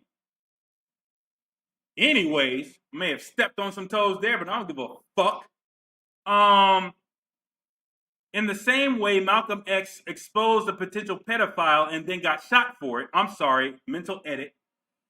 Is what got him assassinated, even if the men pulling the trigger shared his complexion. Okay, again, you're trying to, this is, wow. I thought this was addressed to me because they said reparations real quick, but this is on some other bullshit. I don't know what the fuck this person is going on. Damn, this is crazy shit. By securing the grassroots support of over 10,000, Tariq is, this is why I say, if this is a nom de plume for Tariq Nasheed under this Rico Brown, I wouldn't be surprised. Tariq is set to pull off a power move. Yeah, he is. He's the only one making a power move, even though he tried to democratize that power move and say that people donating is an act of power. It's not an act of power if you don't have control. Tariq is set to pull off a power move. It is a sobering thought that the Brooklyn Biggie Smalls rap out hardly exists because of gentrification. I have no idea what this person is saying. Just the acquisition of the land for the museum subsequently represents a momentous victory for tokenism. Oh, I'm sorry. Again, mental edits. Tokenism that you can buy into because you won't actually own shit. You won't actually have a say in shit unless you actually put up your money here on the advisory board. So 2 of you, 10,000, will have a direct say on what's going on in the Hidden History Museum. Only 2 of you, 10,000. And secret revealed. If I did or if I was going to donate, this is where I was going to donate, right here. That's why I had to think about it. It wasn't at the. Well, I was thinking about the $50, but I was really thinking about here. But I was like, nah, this nigga's going. He ain't. He ain't gonna let this money go. If it goes above 500,000, nah, it ain't coming back to me. So I was like, no, fuck that. I ain't trolling. And plus, I don't know the bylaws. This nigga could just kick me right the fuck off. I ain't got time for that. But anyway, but unless you did that, you ain't get no power out of this. You gave your money for nothing, for some freebie shit. Okay. This this is hard. This is very hard. Where are we? The Biggie Smalls weird reference. Just the acquisition of the property is a great victory for tokenism. I wish my brother every success. Oh, you mean yourself there, Rico? Uh, though he should remember the Umar School fiasco. Oh, okay. Large capital projects, even with the best of intentions, can turn. Y'all really think? Oh God, these niggas, these hoes. Okay, maybe Rico. I made all these assumptions. Maybe I have to back off of. You still have out hope. I know Tariq Nasheed, if he was writing about himself, he would not put in any criticisms because he's a classic narcissist. So yeah, I could easily see you right there, boy. You just another FBA hoe. I thought you was elevated. I thought you just another FBA hoe. Anyways, let's go ahead and get to this. I wish my brother every success, though he should remember the Umar School fiasco. Large capital projects, even with the best of intentions, can turn into an endless fundraiser, which erodes trust and becomes a comical, even cynical ploy. Hey folks, I know I raised X, but we still need Y for HVAC. Oh, it's not gonna get to that point. It's gonna be, well, we raised 3 million, but you niggas, I told y'all we need 7 million from the beginning. I've been told y'all we need 7 million. Now, if you gonna put in just 3 million, then we gonna get something vastly different. But as of right now, y'all only put in 3 million, and you put it into an official 501c3. So I don't have to take y'all to tell me to do shit. I can do whatever the fuck I want to with this money, including reallocating it to something else. I'm not bound to you niggas for nothing. Is what you probably gonna hear. Y'all, I told y'all in for this for 7 million. Y'all want this or even close to this? Y'all ain't gonna get this. Or at least by the plans, you ain't gonna get this. And even by common sense, this is a couple $1,000,000. This is more than $7 million in my opinion. Right? My unprofessional, unreal estate contractor, general contractor experience. I have no experience, but a third. This is covering the entire fucking lot. Right? So a building this big, this tall, is not $7 million when the land itself is just $4 million. No. The money is coming from somewhere else for that. That's not $7 million. The total of the land and the building is not no damn $7 million in an area that's already that. The reason why the other thing that's going to happen, which ISIS has already touched on, is there's a shortage of building materials. Period. So you're gonna try to build a brand new commercial structure in a gentrified area where the demand for that type of construction material is already great, and you're gonna try to build something like this for 7 million? No, I don't believe that at all. But boy, you trying to late, y'all trying to get some intelligence late. It's too late. Just be the dumb FBA hoes that you are. Tariq needs to get this project to being cash generative. Oh, you are pimp us, daddy, pimp us, and by extension, self-sustaining in the fastest time possible. He should aim to seek no more than one further round of funding at the most. Oh, so the whole 6 million in one shot, huh? In 60 days, 6 million. Might as well. Might as well make it 6,600,000. 60 days, 60,600,000. We might as well put all sixes up in that thing. A gentrifying LA is going to need co-work spaces, conference venues, a movie art house. No, you don't need that. An artesian cafe and artesian coffee. So black people without reparations. Y'all need this? Broke black people of LA who have to deal with $1 million housing prices, who have to deal with paying $1,900 a month for a $600 square foot apartment with roaches in a possibly white Latino community that don't like your ass, with Asian businesses that don't like your ass. Y'all's top priority is what was that? Co-work spaces, conference venues, a movie art house, and artesian coffee. Tariq should look to integrate such cash flow generative assets into the plans for the final museum. Tariq should also understand that the outwards aesthetic of a museum speaks as loudly as its content. Oh, y'all are funny. Y'all are funny. Y'all hoes are funny. Y'all hoes, y'all ain't got no say in none of this shit. First of all, hoes, I'm sorry, Tariq, I know you up in here. I'm so sorry to be speaking to your hoes. So I know it's against the pimp code for a person to be speaking to a pimp's hoes without the pimp's permission. I know. But you hoes don't got no fucking say-so in that goddamn museum. Once y'all gave away that money is gone. Literally, I'm telling he probably is not going to do it because of it would destroy his brands for just a measly $1 million. But legally, he could now take that money, put it in his 501c3, allocate $300,000 for himself every single year as his salary, and wait 3 years for it to poof disappear. And he doesn't have to buy shit. Y'all didn't demand any paperwork that he was in the process of buying that fucking property. Now he can take that $1 million and go take it somewhere else.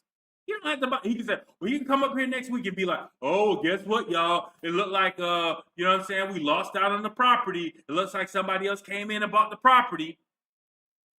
We don't have it no more. Somebody else bought it. Sorry, guys. He can say that tomorrow.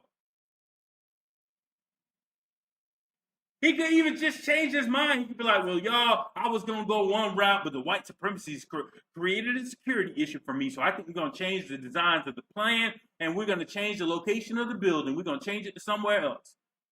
Y'all don't have any control. That money is gone. That's his money now. That is his money now. And could be, if he decided to take a salary, it could be directly his money. Y'all don't get no fucking control over that money anymore. Y'all didn't agree to that. Remember when we was talking about plebiscites and telling y'all that y'all are zip coons? Remember that part? That's where he was telling you don't control the fucking money. So hoes, shut your mouth. Again, Tariq, I'm sorry for talking to your hoes out of pocket. I'm sorry to talk to your hoes out of pocket. But your hoes need to understand they talking like that money's still theirs. That ain't your money, ho. That money gone. That money gone to daddy. It's gone to daddy. Now what he's gonna do is he has to make a choice. Is he gonna tell y'all about the possible changes to the plan that he has now? Or is he gonna tell y'all later? Does he feel as though he's not gonna get $1 million from the next fundraiser when he just got 1.1? And raised the majority of it in the last 5 days? That depends on whether or not you guys legitimately gave him that much money or not. Or whether or not he called in a couple of favors. Y'all saw all this bullshit. And it was Yoruba, right? I forgot that. So when you talk about Nigerians, you have to figure out whether or not you're talking about an Igbo Nigerian or a Yoruba Nigerian. A large amount of people, if you were to do your ancestry DNA right now, and it says that you are Nigerian, a large amount of percentage of the descendants of American slaves in this country actually have Yoruba DNA. You know why? Because the Igbo tribe were the ones who were selling Yoruba into slavery. They were the ones actually helping out the white people collect those slaves. Those white people weren't trekking the interior of Africa, capturing people. And no, it was people like the Igbo capturing those people and bringing them to the coast to trade and sell. So it's very funny that he was talking to the comedian Godfrey, that little Nigerian, that little bastard who takes shit if you notice with Godfrey, because he's not a descendant of American slave, whenever he does his impressions, he has to pantomime like a militaristic black person, and he doesn't really. You could tell when you listen to him that he doesn't really get like for instance, there was an impersonation between Ari Spears and Godfrey for that guy who died, the comedian. I forgot his name. And not the comedian wasn't really important to me because he did a whole bunch of fuck shit in the 70s. Anyways, but anyway, or Paul Moody, that's his name, right? But you could tell, regardless, you could tell that Ari Spears understood Paul Mooney from a descendant of American slave standpoint. And Godfrey didn't really get the message. Let me double triple check something real quick.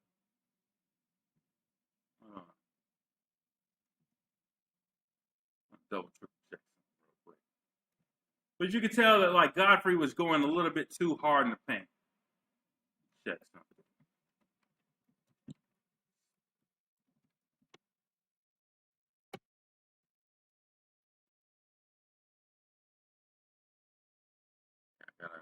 I gotta double check.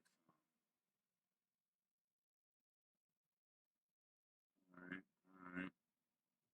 You always gotta do your paperwork. I'm assuming that Ari Spears is a descendant of American slaves. Let me double check real quick. You know what I'm saying?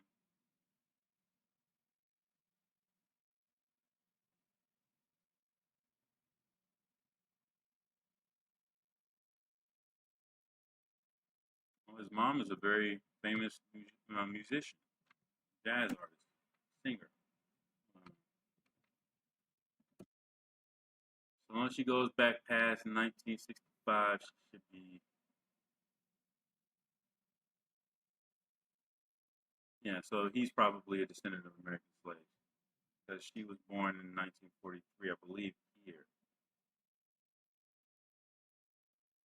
I'll double check that further later. But you could tell like the little comedy between those two individuals. You could tell that like Godfrey was on some. Okay, so people who don't really get white supremacy in America because they aren't descendants of American slaves, you could tell them because they go a little bit too hard in the paint, right? But the narrative there is pretty obvious, right? Tariq talks all this shit about in his words, non-FBA people, right? He's talking about immigrant black people, which are problematic, both as their stance as tools of white supremacy, as well as what it means so far as reparations. But I do not. Again, I'm baby with the bathwater type shit. All the shit that I feel as though I've been that has leached into my mind from Tariq Nasheed, I dump that shit out. So I don't care about that. I'm gonna have to come up with a better strategy of dealing with that. But as of right now, he has no problem with talking to Godfrey on some chop it up type shit. Oh, okay. But I thought she was pro FBA and FBA should do this and FBA should do that. But if it was possibly associated with this, that's questionable. Questionable. Oh man. But again, I have to use the bitch TBA's analysis, generic analysis, to say that this is good. Yeah, exactly. That's what I was talking about. So he was at 60% with 2 days left. Yeah, he was at like 65%. I think it was like 65% with like 3 days left or something like that. It was something. He raised almost a third of the money in the last 5 days. That's an easy estimate to make, right? And potentially raise that money amongst people who are not FBA, right? So that money is not yours. That's number one. That money is not yours. Number two, he's going to raise more money. Number three, because he's already started this process of raising that money with no accountability. Y'all didn't ask to see no books. Y'all didn't actually ask it to prove that he was in the process of the land. All this nigga did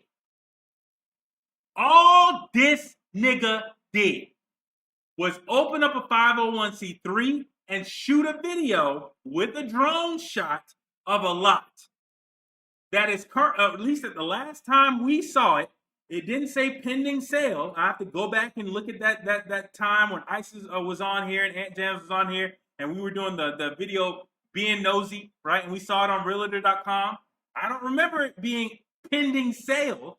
That shit was just advertised. We can go there right now. Shit. Why not? Just do it live. Bill O'Reilly. To quote Bill O'Reilly, let's just do it live. Okay, so the money is there. Now, Hoez, I know you're getting upset, Hoez. You're getting upset, Hoez. Hoez, boom.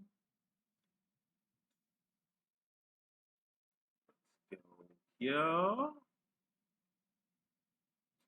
Property type land.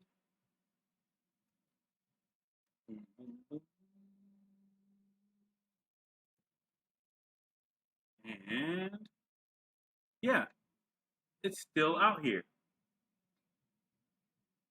Advertised for sale. It's still out here, advertised for sale. That land. Okay, beautiful. It's not advertised as pending sale. It's not advertised as anything other than for sale. There you go. Look at that.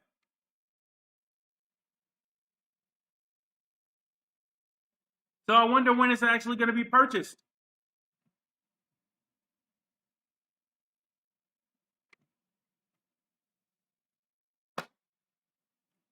Y'all are funny.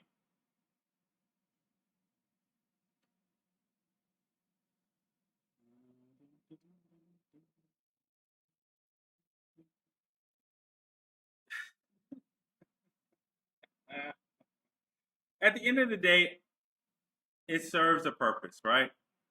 It serves a purpose. The way I see it is, you got to get the dumb ones out of the way somehow, right?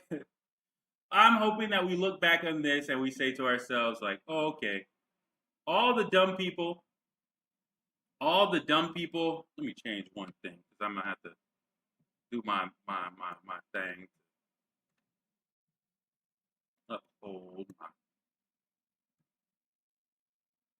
level. No. Where is where? Okay, you ain't here. You must be here. Oh, you ain't there either. Okay, well then we'll check that other side. But let's see. The hidden colors thing, I don't know. At the end of the day, like I was saying, there has to be a way of yeah, exactly. There has to be a way of sidelining these niggas. Or these hoes. Sorry, we're separating hoes from niggas. FBA hoes. FBA hoes. There needs to be a way to sideline these people, right, over to the left. And that's what white supremacy is doing. But I think that we in the black empowerment space can actually use that process in our way, right? Again, anything that comes out of the mouth of Tariq Nasheed, his gaggle of idiots, you know what I'm saying? Night school truth or night school teacher truth, the bitch, the black authority, anything that comes out of these gaggle of idiots' mouths, right? It should be actually assumed that that is basically do-for-selferism bullshit that's actually in support of white supremacy, right? And we can take the hashtag FBA to sideline those individuals and sanction them off over to the side and say, hey, anybody who's spouting FBA bullshit, anybody who claims FBA, you are the dumb people. You're the type of people to give Tariq Nasheed $1.1 million and then go into his discussion board after he's raised the money to try to suggest in the discussion board with a backer tag next to your goddamn name what he should do with the money he's already gotten from you. Why the fuck would he listen to you? He already got your money, bitch. What the fuck? You're that type of person. The type of person that doesn't think ahead. Right? That's the type of person you are. You're the type of person that doesn't really think ahead. So why should we listen to you? Why should we hear you? Why should we discuss anything that you have to talk about? Why? Why should we have any conversation with you? Why? There should be no conversation that we have. You're irrelevant. You're completely irrelevant.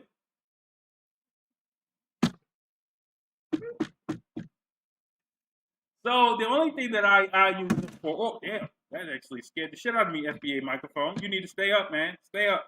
Calm down. You keep trying to fall down. Shit. I have noise canceling in my headphones on. That scared the shit out of me when I'm only seeing the feedback from the calm down. But I think it's sad. I think it is actually sad that they did that. But we know where this inevitable train wreck goes. We know where this inevitable train wreck goes. So, fine. Tariq Nasheed, you have $1 million to secure the land. The land is still for sale, sir. So I'm looking forward to the land being put up as a pending sale soon. Because I know that's going to happen too, right? It's going to come up pending sale soon, right?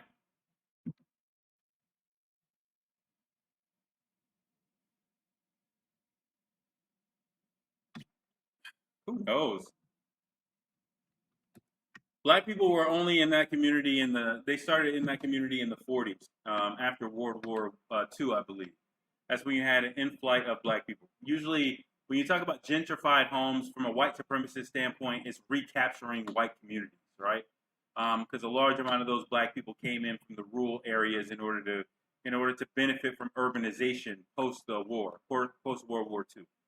So that's probably what sparked Leimert Park, because that's usually what the narrative is for a large amount of black communities. For instance, in Jacksonville, Florida, you have a situation with a community named Springfield, right? It's a community filled with a whole bunch of mansions from the 1900s. But in the 70s and 80s, it got ran over by a large amount of black people going into that community, right? And unfortunately, the landholders or the homeowners stayed white, and they just allowed the property to run down. Well, then in the 2005 real estate boom, they actually started building those properties back up, right? So you had that.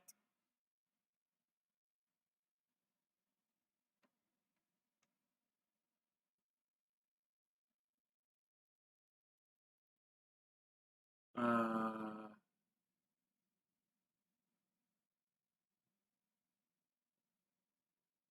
he probably was, right?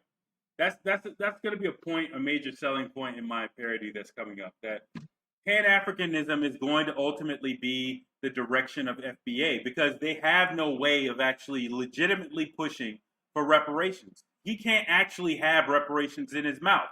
Again, he wants to talk about ancestors this and ancestors that. A person like Tariq Nasheed can't hold reparations in his hand as a policy. He can't do it. He could not even try to actually advocate for reparations. No rich person in America, to Yvette Carnell and possibly traffic ticket attorney Moore, to their credit, they're not rich unless Yvette hit the Dogecoin lotto, and invested in some cryptocurrencies, right? They're not rich, right? That's the reason why, to their slight credit, they have no judgment whatsoever, as proven by their associations with Byron Allen, Gatekeeper Mike, and Tariq Nasheed, and their lack of being able to maintain a relationship with Sandy Darity. They have no actual leadership discernment. But the reason why you see them holding the mantle of reparations, and them being able to hold it right in their palm and it not singeing their flesh, is because they're actually still dealing with the legacy of slavery. There's only two ways out of poverty for a descendant of American slaves. You kiss white ass, or you tell on a whole bunch of black people. That's it. Those are your two options. You kiss white ass, or You tell on a whole bunch of white. I mean, you tell on a whole bunch of black people. You meritorious manumission. That's it. So we can already see the narrative for Tariq Nasheed and his Macking books, how he got on, and that's the same for everybody else, right? And those people who got on like that, who got their money that way, they can never talk about reparations for real. They have too many white handlers who would be upset with them talking about reparations, right? They would have too many people actually, yeah, they'll bring it up, but they ain't gonna do shit about it. They'll bring, yeah, reparations, yeah. Anyways, back to my museum. Yeah, reparations. Anyways, back to this FBA flag I'm trying to sell you. Yeah. Reparations, but anyways, hidden colors. They can't talk about reparations in reality. They can only bring it up as a side gag, as a color swatch for their room, as a decorative item. It's not something that they actually live and die by.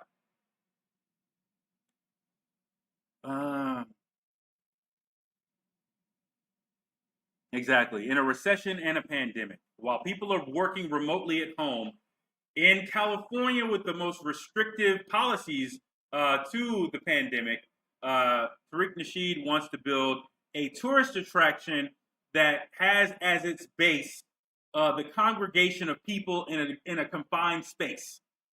Okay. Okay. Great. That's so 2019 of you to think that that's possible. You're not actually going to help out anybody.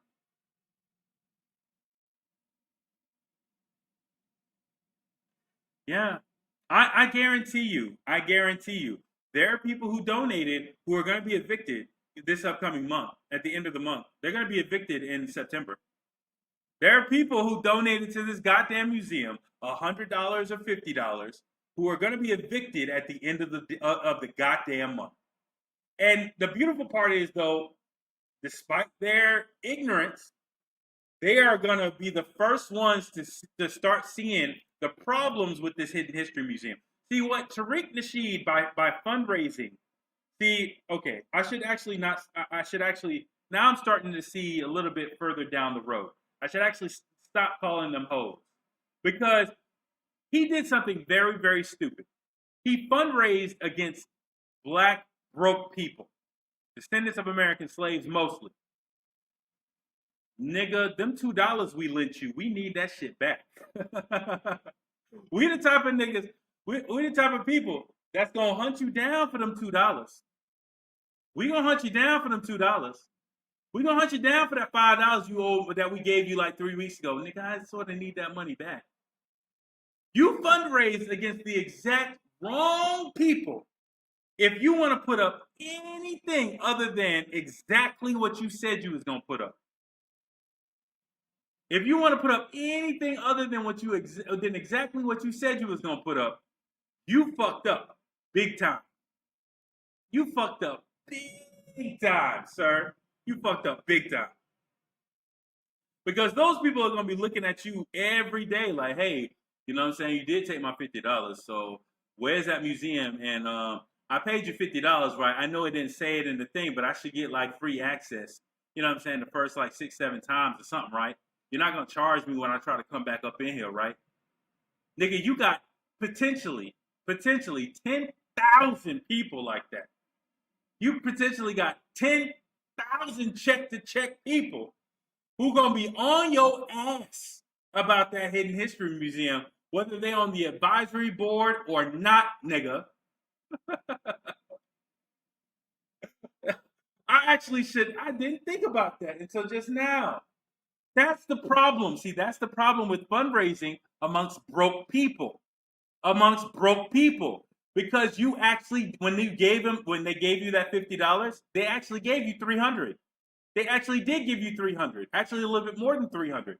Because if you ask $50 from a white person, they got $62,000 at the very least on their wealth books. We got about 10,000. So you did ask for $300 from these people, effectively, when it's compared to their net worth. When they make it $500 a week and they gave you $50 out of their check.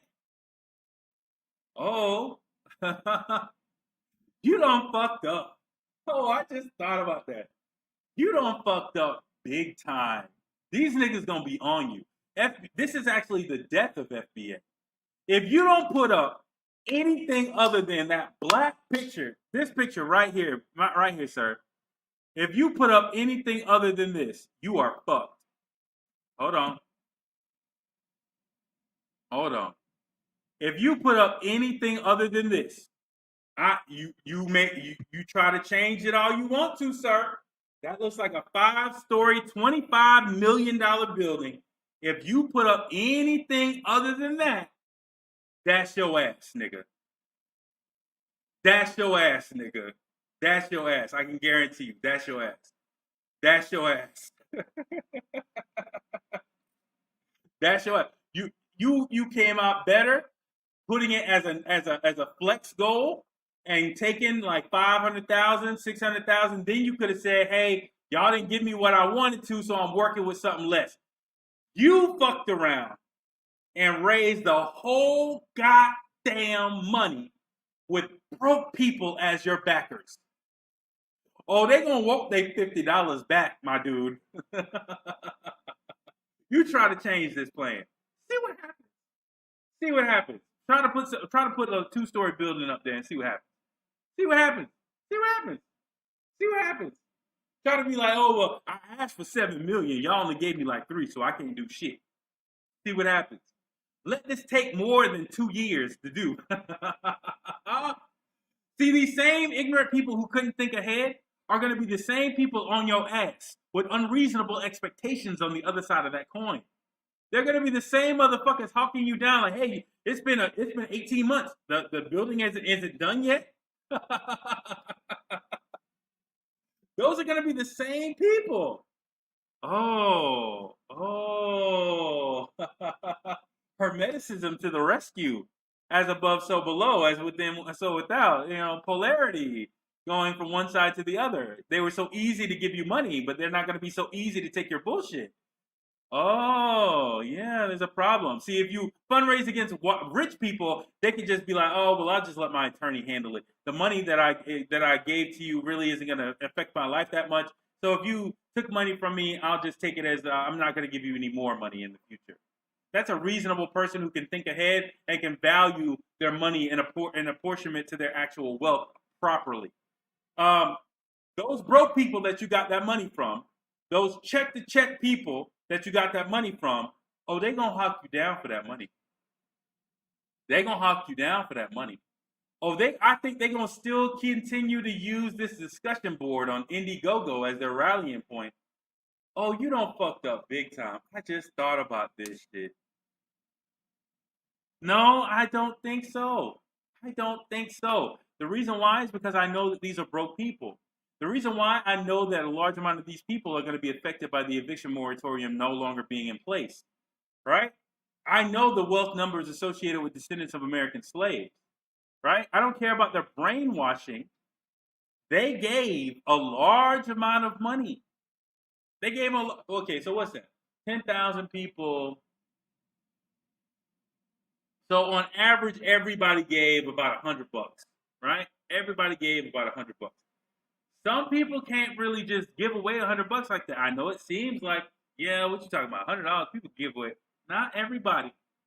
$100 is the difference between whether or not you pay your rent or whether or not you pay, you know what I'm saying, for medicine for your child, right? $100 could be whether or not you pay for something that handles your generalized anxiety disorder for the month, and all of a sudden your entire month is screwed up with anxiety as a result, right? Now all of a sudden you can't pay for Netflix, which allows you to have some level of escapism from your life, and now all of a sudden because of your stress levels, you decide to talk back to your boss and you lose your job. Could be that, right?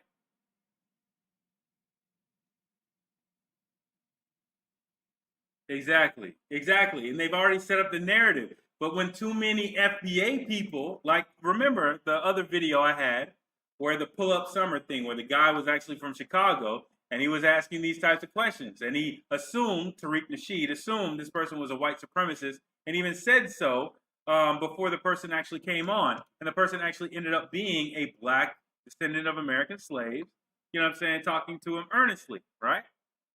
So I think that that narrative is also going to lead to attrition for FBA. Damn, damn. Yeah, it's going to lead to attrition because the more FBA people who say, "Hey, what's going on with this?" You know what I'm saying? It's been 6 months. I don't see any progress. Now, personally, me, I'm going to be now watching for the next month or 2 months to see whether or not that property comes off of what you call it, off of Realtor.com. That's what I'm going to be doing. I'm going to be checking to see whether or not that property comes off of Realtor.com. If it does, great. If it doesn't, problematic, right? Un poco problemático. And if it doesn't, those people are gonna be watching that too because they want to prove people like us wrong. Oh, Daddy Daddy didn't abuse me. Daddy wasn't stealing money from me. You're a liar. You're a liar. You're a liar. Daddy didn't do that. See, I'm gonna watch this property. They're gonna be doing the same work we doing. See, I'm gonna watch this property on Realtor.com. I bet you it's gonna be off of there. I bet you it's gonna be off of there. It ain't gonna stay on there for long. I bet you it's gonna be off of there. I bet you. It ain't gonna stay on there for long. Trust. That's what they're gonna do. And they're gonna be the ones that are they're gonna be the ones commenting on his videos like, hey, what's the progress on the FBA museum? What's going on? If he changes up shit and all of a sudden now he wants to get a different property in a different location, right? They're going to be the first ones on his ass. So, okay, no problem. Cool. You build this building right here, you don't have any problem. For $7 million, if you build this building right here, you should have no problems, Tariq. But if you don't, buddy, if you don't, those same lack of foresight people, those same people who love to call names for anybody who goes against you is gonna call you them same motherfucking names, buddy. You better have been accurate on everything you put out there, sir. You better have been accurate on everything you put out there. Because if you ain't, them broke people gonna light your ass up. They gonna light your ass up. And then when they hear from a person like me that, hey, you shouldn't have given money to somebody who is rich while you are poor, you know what's going to happen? They're going to take my message a little bit more seriously when they do. You have now, okay, you want the Hidden History Museum? Okay, beautiful. You better build it exactly like I see it there. Because if you don't do exactly, you better have 6 more successful $1 million campaigns. You better have 6 more successful $1 million campaigns to get your full $7 million. You better not ask for a dollar or a dime more than that. And once you have your $7 million, you better build what looks to be a $25 million structure for that $7 million. That looks exactly like we saw both here and in that video. Because if you don't, them broke people that you got all that money for, them broke people who could barely pay their bills, them check people, them people who need, especially the descendants of American slaves, who need their reparations, they're going to come looking for you, Tariq.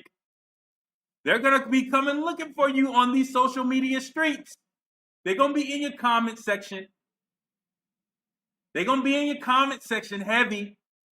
They're going to get tired of D blocking them, of D Tubman blocking them. They're going to get tired of you blocking them on Instagram when they're asking simple common sense questions. You better not change a damn thing. I just thought about that. You're in a worse position.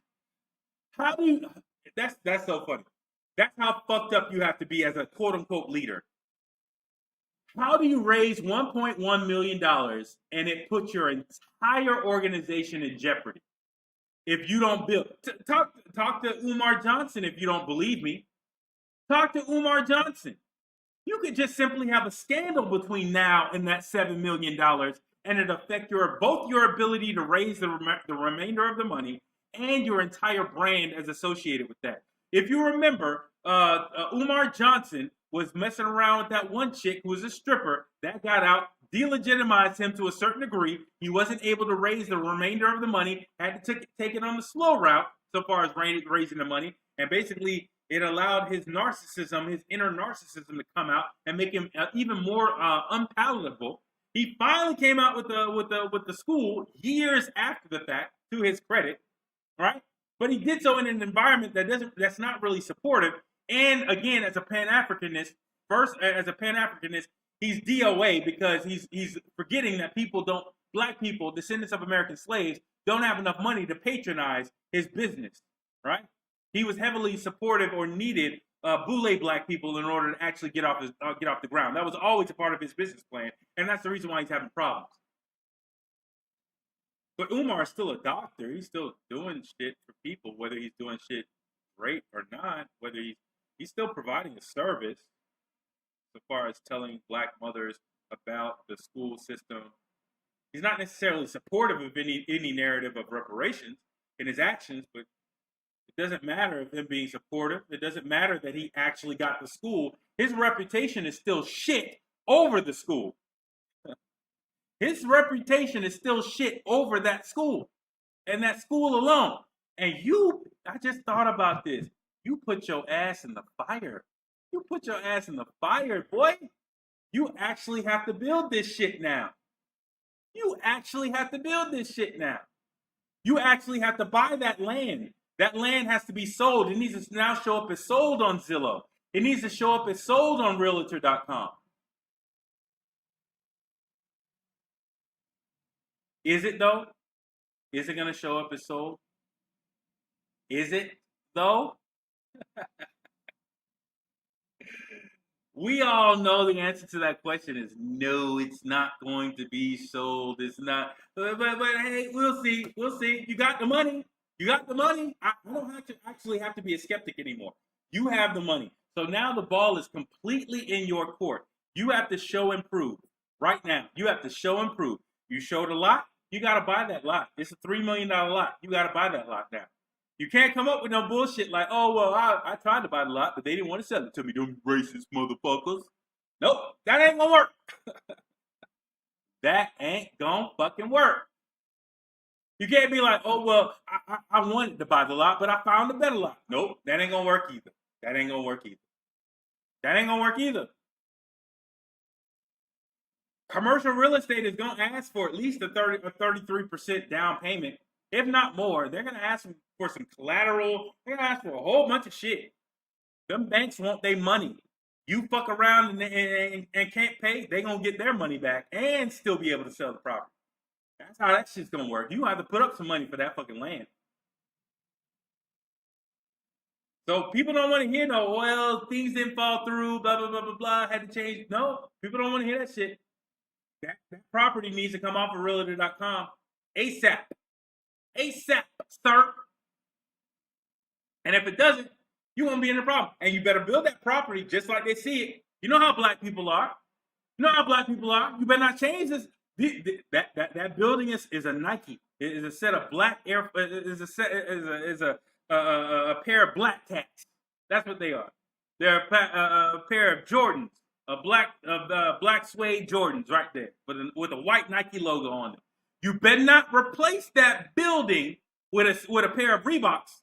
You better not replace that building with a pair of Adidas.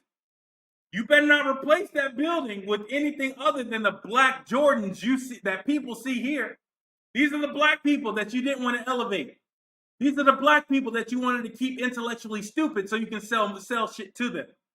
This is the black people that you didn't want to actually tell them about their conditions so that you can actually elevate them. These are the people who you wanted to just take money from so you can get these little pet projects. So those short-sighted black people are going to want exactly what they see, sir. You better give it to them. Good luck with that. Good luck with that.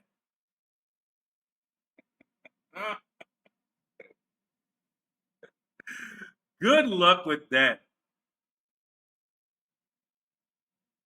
Oh, the blonde wig. I don't know nothing about the blonde wig. I know about this. I think her name is Kim Ringos. Is the stripper or a former stripper, I should say. I don't know about the blonde wig.